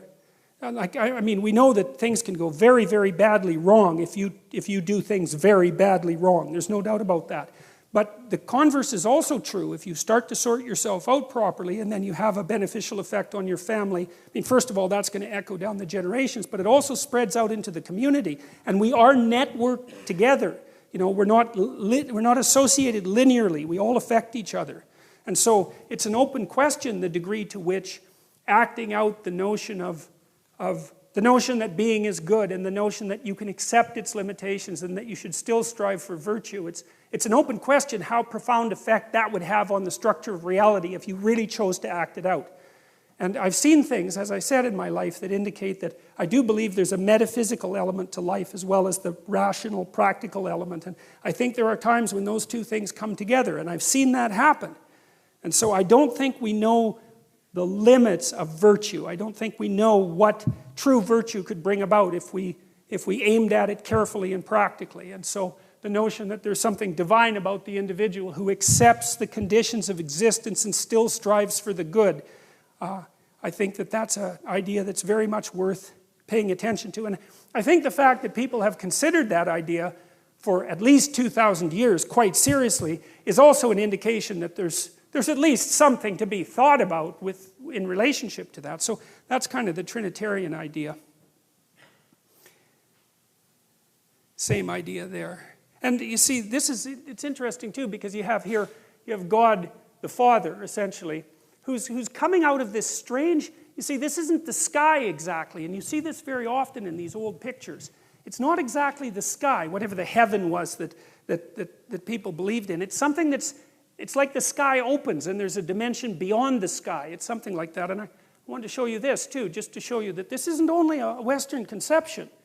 And it has something to do with mystical experience, because there's a bodhisattva. It kind of looks like he has a hat, but that's not a hat. That's a whole bunch of bodhisattvas going back to eternity, right? And this hole in the sky here is like a hole into time, and these things are recurring across time. It's the eternal recurrence of this redemptive archetype, and the sky opens up, and you can see that thing recurring and recurring and recurring. Same idea is basically, that's the blue Buddha, who's a healing entity, sitting in a mandala, which is like a representation of paradise. And it's the same idea. It's like reality opens up and reveals this image of perfection. And so it's a universal conception. And I think it's a representation of the possibility of the metaphysical and the physical coming together in some sort of communication. It's something like that anyways. And I mean, you have to remember that there's absolutely no doubt that people have metaphysical and religious experiences. That's an absolute fact. You can induce them chemically. You can induce them electrochemically. Lots of people who have epilepsy have epileptic prodromas that are associated with divine enlightenment. So Dostoevsky, for example, he had epilepsy, and that was really, I think, one of the things that made him a great author. And Dostoevsky would have this feeling that he was going to have an epileptic seizure, and he said that the feeling for him was that the world was opening up and he was becoming more and more and more enlightened, and he was just on the verge of grasping the essence of existence, and then he'd have an epileptic seizure. And for the subjective feeling was that much knowledge was just too much for him to bear. Well, you can say, well, that was a neurological abnormality, and fine, but God, he was Dostoevsky, and so you can't just brush that off. So so that's the Trinitarian idea fundamentally. And this notion here is the notion that, well, the cross is a funny thing, because the cross marks the center, and it's an X, and the X is the center of the world, like the X that a cathedral is, and it's the center of the world is where you are, because as a consciousness, you're the center of the world, and that center of the world is a place of betrayal and suffering and limitation. That's exactly what it is. And the question is, well, given that, and given the fact that you know it, what the hell are you supposed to do about it? And what that representation, I believe that's Goya, what that representation implies is that you're supposed to voluntarily accept that and then move forward.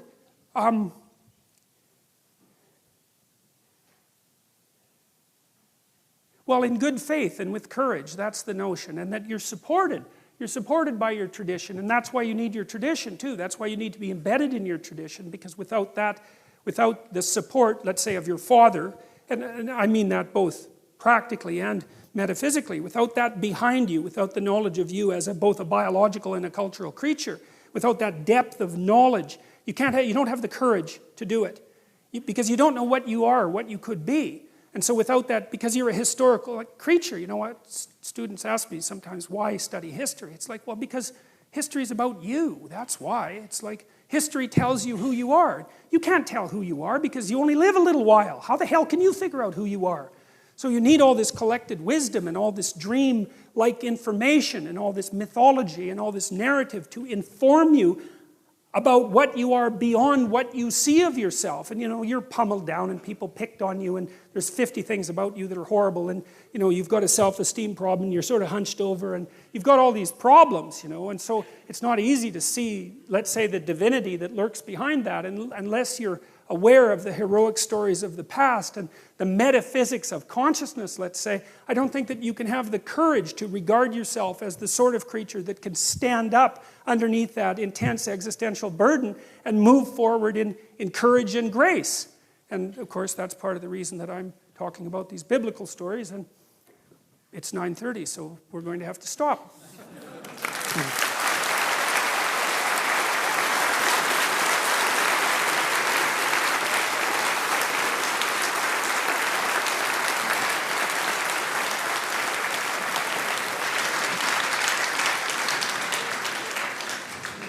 Okay, so we're going to stop exactly at 10 tonight, because that's the deal with the theater people. And besides, I'll be out of anything intelligent to say by that point, certainly. So, well, at least we got through one story, so that was good. So, yeah.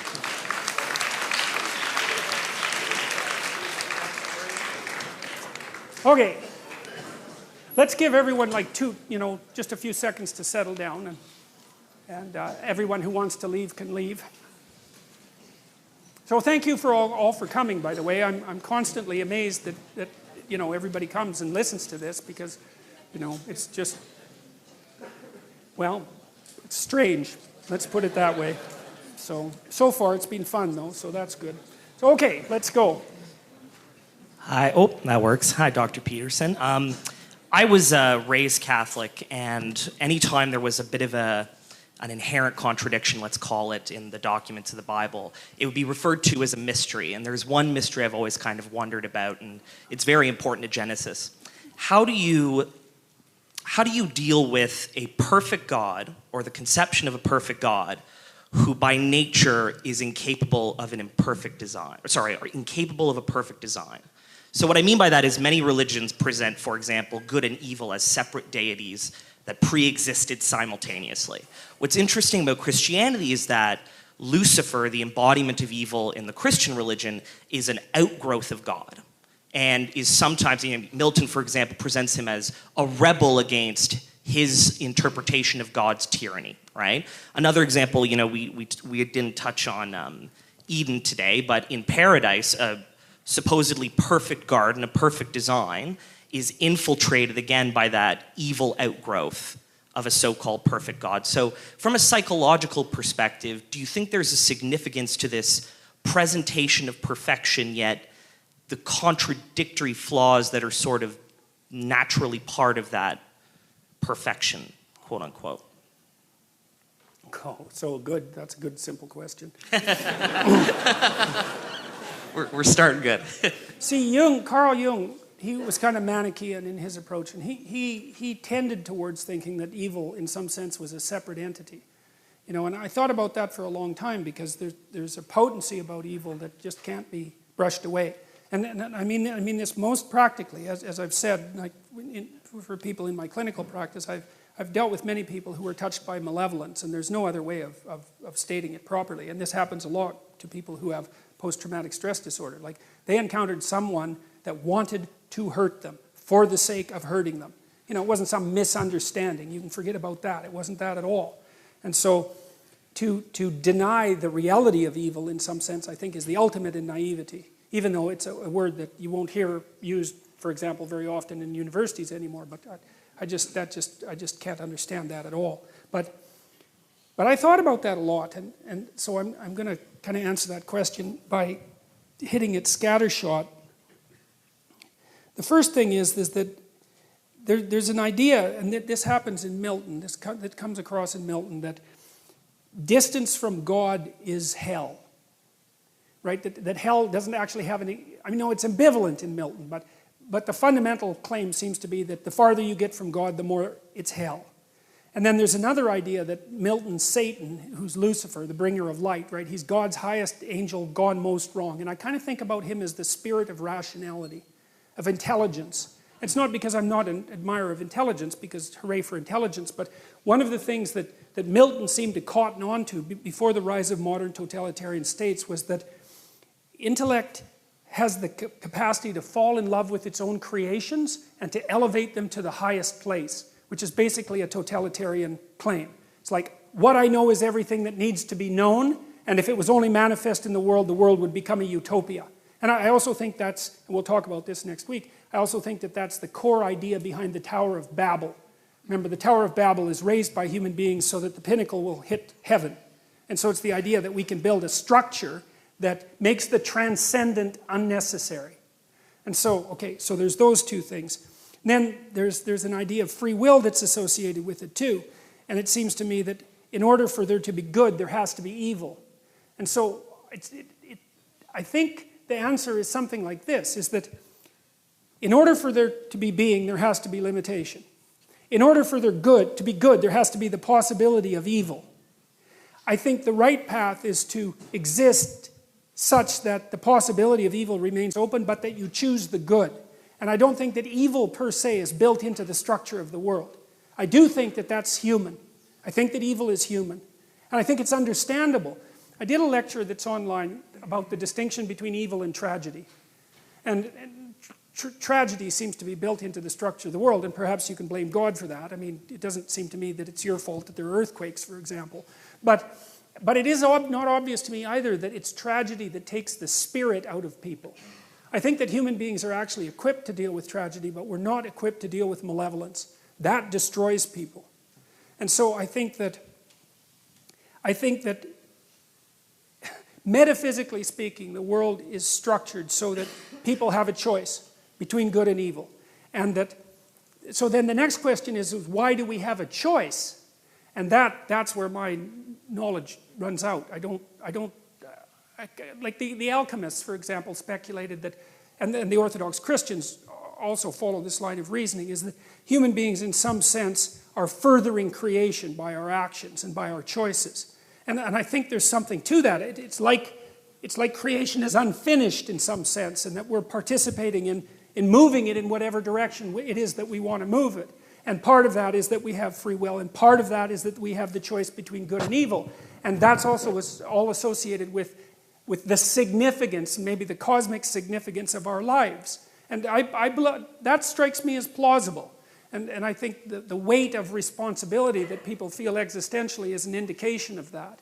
So that's about the best I could do with that. So. And it seems the way you're describing it, it's built into at least the text that you presented, because one of the other things I'd noticed was God consistently describes creation as good, right? Mm-hmm. He creates light, it's good. He creates dark, it's good. Oh, okay. After he creates things, he announces that he creates man and woman and announces that they have dominion over those things and can use them. Yes. And it might be something lost to translation, but that is described as very good. Yes. As soon as that dominion is brought into existence, yes, right, exactly. It might speak to that notion of furthering creation. Well, and here's something interesting too, and we'll develop this a lot, is that, you see, when Adam and Eve eat the fruit, the snake gives them the fruit, the first thing that happens is their eyes are opened. Okay, and to me that means that, well, they've woken up. Right? There's been an increment in their consciousness. And the next thing that happens is that they recognize that they're naked. Okay, and to recognize that you're naked is to recognize that you're vulnerable. And human beings are strange creatures, because most animals are like this.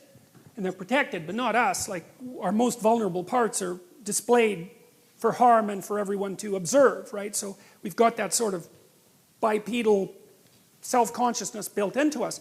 But what's really interesting is that when Adam and Eve realize that they're naked, it's the same moment that they know the difference between good and evil. And I just ground away on that for years, trying to figure, what's going on here? What's the relationship between consciousness, knowledge of nakedness, and the knowledge of good and evil? And then I think I figured it out. I think it was that, you see, when you know that you're vulnerable, and they also develop knowledge of death, right? So there's deep knowledge of vulnerability, and they get embarrassed about that. They cover themselves up, right? So that's culture. So it's a very profound shock for them to recognize that they're naked. It even makes Adam hide from God. And then they develop the knowledge of good and evil. Well, I think it's because, you see, human beings have this peculiar capacity that no other creature has, which is, I know how I can be hurt. Because I'm aware of my own limitations, painfully aware. And now, because I know how I can be hurt, I know how you can be hurt. And I can take advantage of that. And that's, I think, how evil enters the world. That's what it looks like to me. It's like, I've got this expansion of knowledge. It says in Genesis that gives people another attribute of divinity, knowing the difference between good and evil. It has nothing to do with animals, and it has nothing to do with Adam and Eve prior to having their eyes opened. But the cosmos switches when that self-consciousness manifests itself. And that's when the possibility of evil enters the world. It's something like that. And that's also echoed by the intimate relationship between the snake in the Garden of Eden and Satan, which is, we'll go into, because that's a very strange association. It's like this snake also becomes the adversary of being. And I think I'll jump very quickly into that, but I think that's because, there's the snake that bites you in the jungle, and then there's the snake that lives in your enemy, and then there's the snake that lives in your family if you've banished the enemy to the Netherlands. And then there's the snake that lives in you if you remove yourself from your family. And that snake that's in you, right, that's a psychological phenomena. That's equivalent to transcendent evil itself, the thing that inhabits every single person. That's why there's that association between the snake and Satan. And that's why I think that people have this, it's associated with our knowledge of vulnerability that gives us this constant capacity for evil. I mean, imagine if you're a medieval torturer. You know, I mean, people don't generally imagine that sort of thing, but people were medieval torturers, and they were very good at what they did. And the only way that you can be a torturer is to know what would hurt you, right? And so you exploit your own vulnerability, you exploit the knowledge of your own vulnerability to bring pain into the world. And I don't think that you can lay that precisely at God's feet. Now, people have been arguing about that for a very long time, but my question, the question for me that arose from that is, all right, fine, like tragedy, you can lay that at God's feet. Well, if we didn't bring additional evil into the world, could we tolerate the tragedy of being without becoming corrupt? And I think generally the answer to that is yes, because I've seen people react quite heroically to the arbitrary burdens of their life. But malevolence, man, that lays them low. It lays them low, and it seems to be nothing but a destructive force. And I do believe as well, and I think you see this in the Cain and Abel story, that the root of malevolence is the desire for revenge against God for creation itself. And I mean, I've read terrible things written by terrible people trying to get to the bottom of things. And I mentioned the Columbine killers, for example. And it's clear, all you have to do is go read what they wrote. What they were doing was taking revenge against God. They knew that. It wasn't unconscious. They'd been dwelling on this for months, plotting their revenge. And it was revenge against being itself for the crime of being. So... Thank you.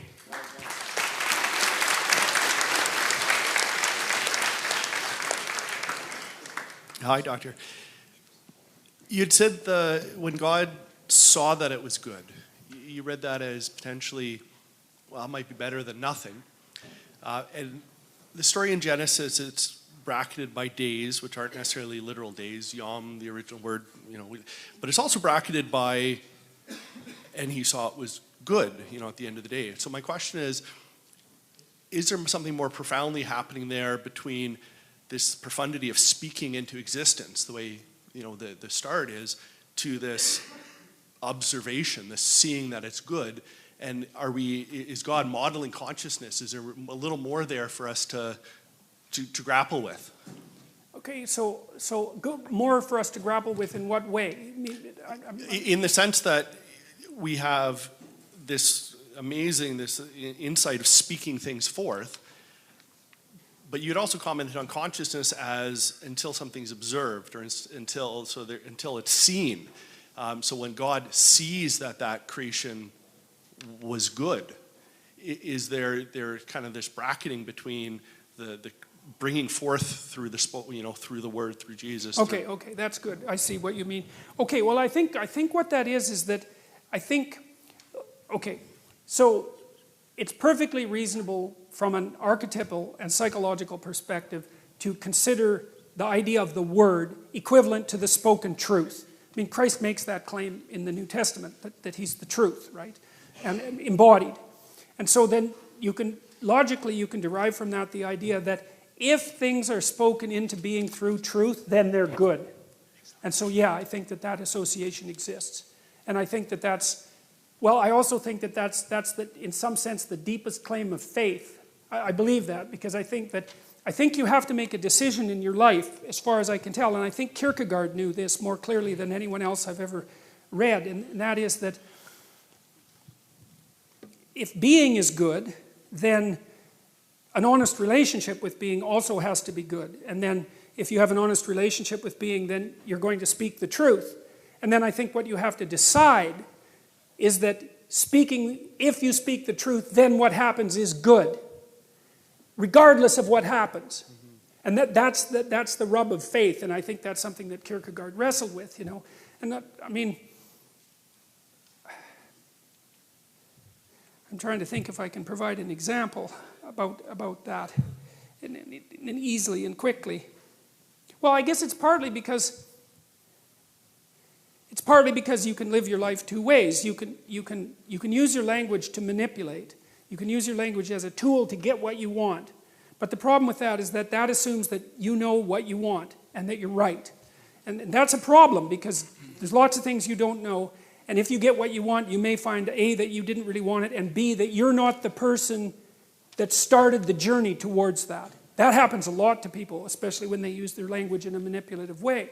And so the alternative seems to be, and I think this is one of the lessons, for example, that's laid out in the movie Pinocchio, which happens to be a kind of archetypal favorite of mine, is that part of the act of faith, let's say, and then I wouldn't say Christian faith necessarily, I would say faith in being itself is the decision. It's like the decision that God is good. The decision is, there's no better way to bring better being into being than to speak the truth. And I do think that's echoed. I think that's a very wise observation. I think that's echoed in that first story. First of all, the act of speech, and second, the observation that the consequence was good. So yeah. Thank you.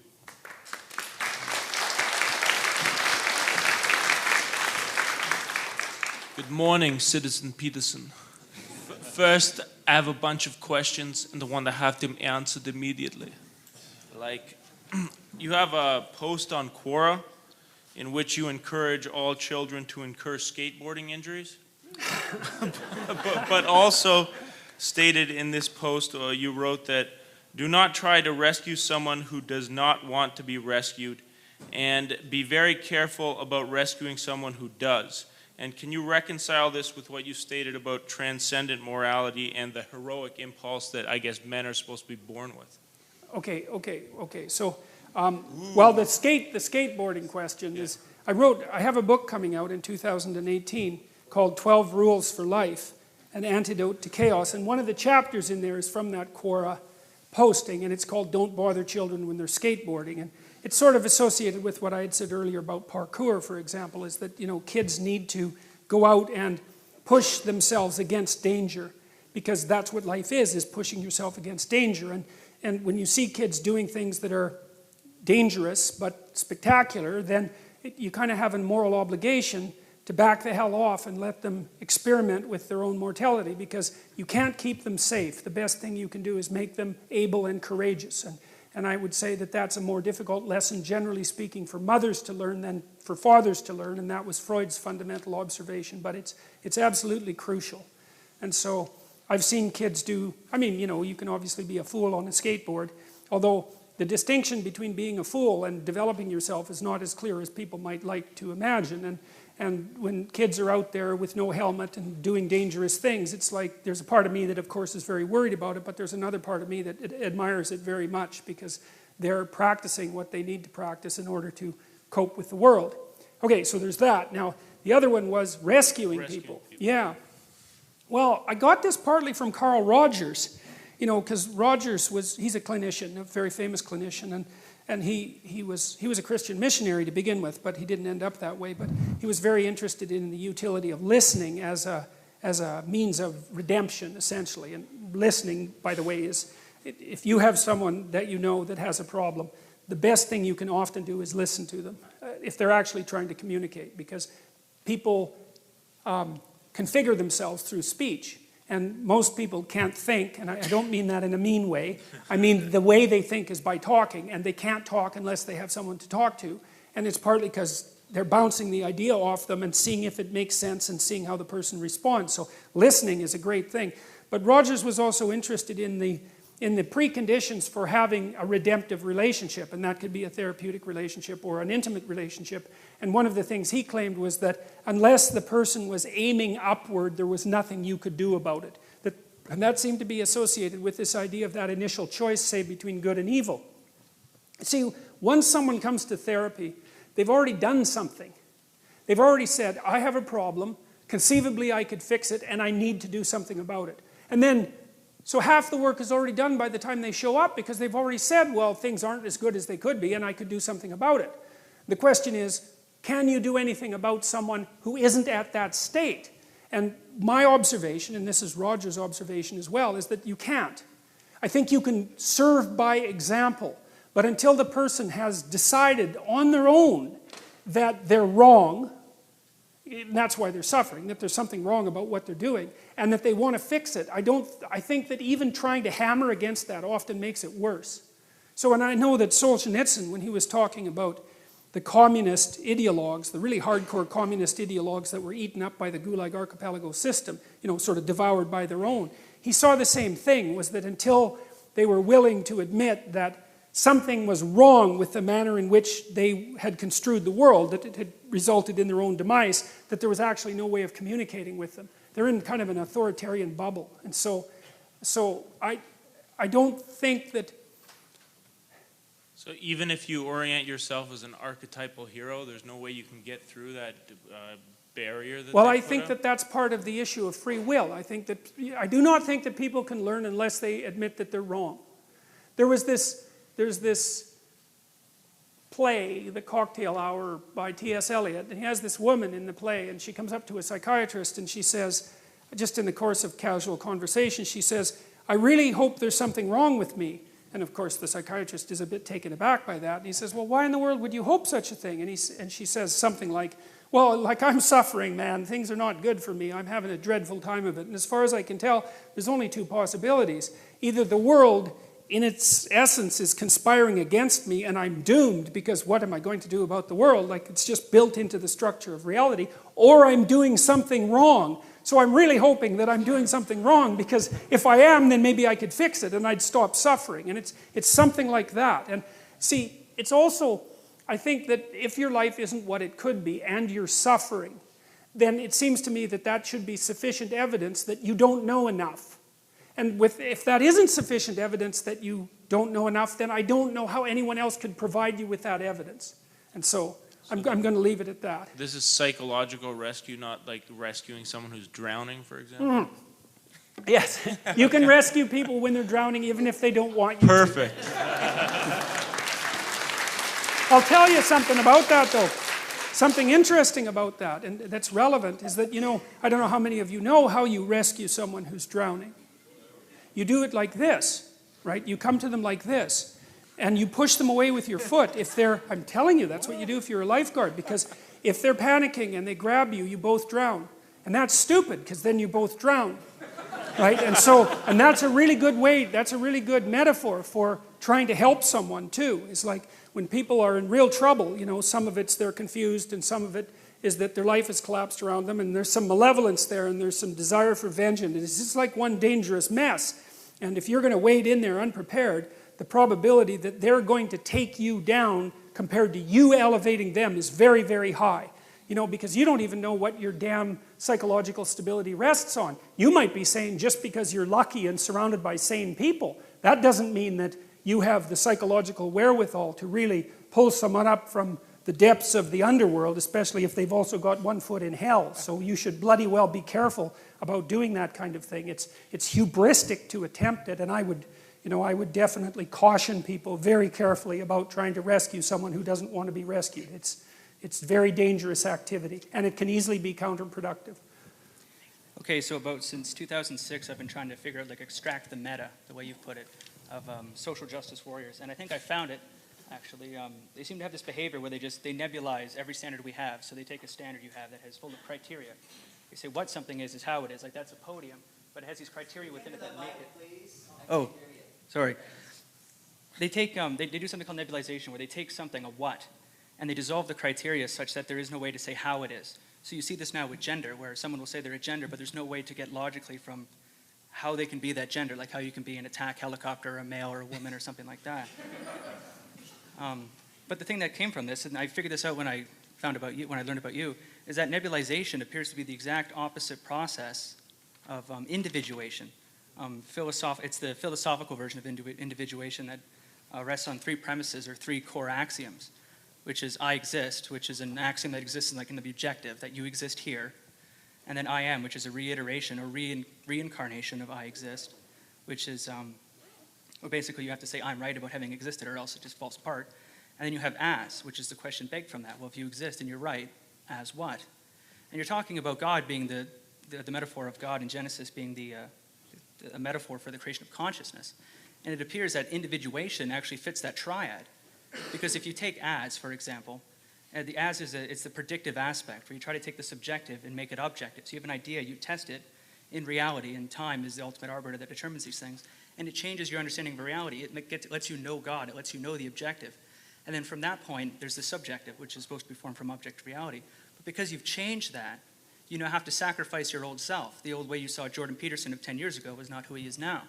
So it gets sacrificed. And at the same time, you can point back to that guy, that Jordan Peterson, and say, well, that guy was wrong. And that's the scapegoating of the Son. So the subjective aspect, the I am right, is the Son, and then the Holy Spirit, which is supposed to lead you to God, is the as. And Okay, then, I don't understand the relationship between that and the first part. Go. So can you just clarify that? The social justice aspect and the nebulization. Oh, the social justice is the exact opposite process of individuation. That's all it is. And it actually occurs at as. If you're at as and you're thinking, well, what am I? You either apply individuation, you try to apply criteria, you try to find out what you are in reality, or you refuse that paradigm and say, well, look, I'm always going to be right, I'm completely self-righteous, and you stop at that subjective aspect where everything becomes subjective and you ultimately become relativistic and nihilistic. So I'm asking, have you considered that the Genesis tale and the creation myth and God is actually the process of individuation, and the Trinity is actually those three core premises, the three axioms that come from that? Okay, I haven't considered that. I mean, I know that Jung drew a parallel between the idea of the passion, for example, and the development of human individuality. And so there's that idea is lurking inside the Jungian notion of individuation, because it has to do with voluntary confrontation with mortality and also with evil, right, as two of the key elements of genuine self-realization. I haven't considered the metaphorical pathway that you just described, so I can't comment on that. I'd have to think about that. But I could say that one of the things that does disturb me about the ideological battle that's going on right now, and I think this is a very deep part of it, and this is the part that's a battle against the logos in Derrida's old terms, right? The phallogocentric West needs to be taken down to its essence, is the refusal to engage in precise language.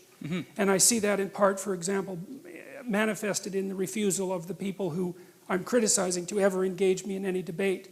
They don't believe in debate, and they don't believe in the let's say, the redemptive power of dialogue, because mostly what they believe in is power. So there's a nebulization in that manner. There's this tendency to hide behind what's vague and fog-like instead of making things sharp and clear and crystalline. And I do think that that's part of the degeneration of a civilization as far as I'm concerned.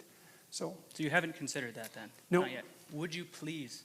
I'll do my best. I'll do my best. Please.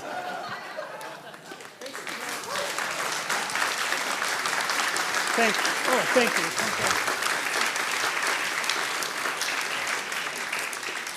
Okay, so this is it. One more question, and then I'll make it quick. Okay. Hi, Dr. Peterson.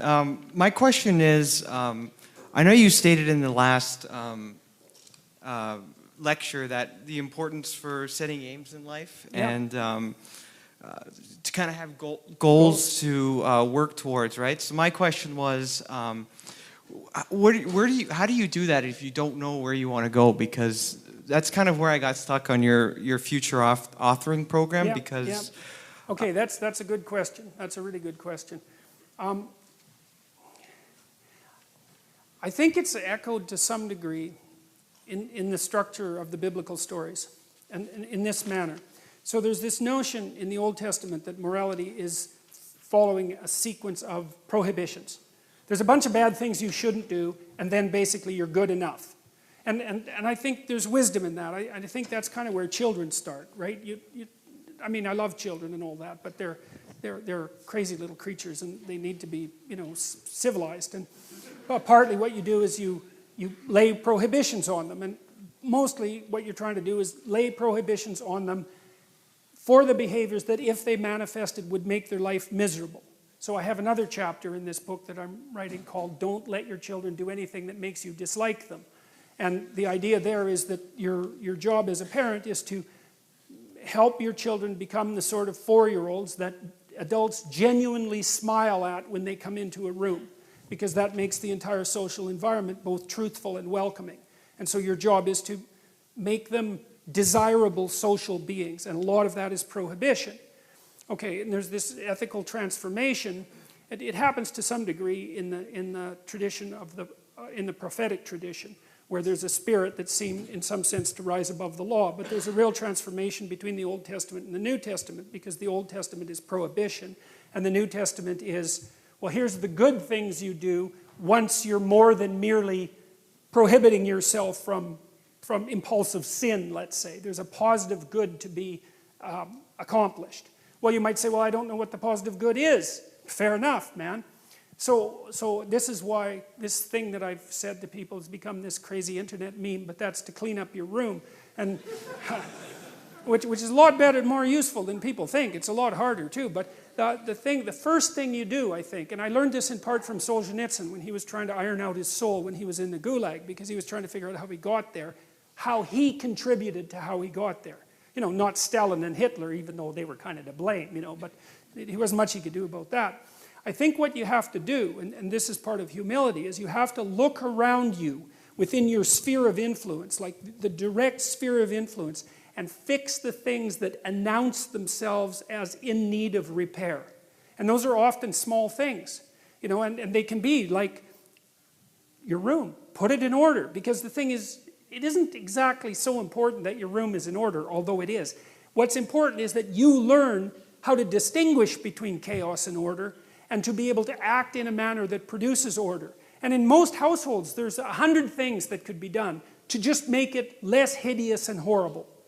And so practicing that it's a real useful form of meditation, and it's also, I think it's a divine act, because you're taking chaos. And you know, if you pay attention even to a room, it's so interesting, and I learned, because I've renovated many places now and tried to make them beautiful, and one of the things that I've really learned is that even if you own a structure, unless you've investigated all the nooks and crannies and cleaned them up and put your own imprint on them and made them yours, they're not yours. The mere fact of physical ownership doesn't make them yours. You have to establish a dynamic relationship with the objects before they're actually yours. And I think you can do something as simple as just sit on your bed and think, okay, there's probably like 5 things I could do today so that tomorrow morning is slightly better than this morning was, or at least I'm not falling behind. And those will usually be, it's like having to eat a toad in the morning, right? It's like, it's not going to be something you want to do. There'll be things you're trying to avoid. They're snakes, essentially. But if you ask yourself, like you're asking someone, which I think is a form of prayer, if you ask yourself, instead of telling yourself, you know, what is it that I could do to set things more right today, that I would actually do? It's usually some small thing because you're not that disciplined, you know. Then you can go do it. And then you put the world together a little more when you do that. And that spreads out. But you also construct yourself into something that's better able to call order forth from chaos. And that makes you just incrementally stronger. And then the next day, you can maybe take on a slightly larger task. And like, you get the benefit of compound interest if you do that. It's a tremendously powerful technique. And I think if you do that, at some point, instead of just having to fix things up that are not good, you'll start to get a glimmer of the positive things that you could do, you know, the positive things that you could do that would actually constitute a vision. And that's what I would recommend. Thank you. All right. Good night.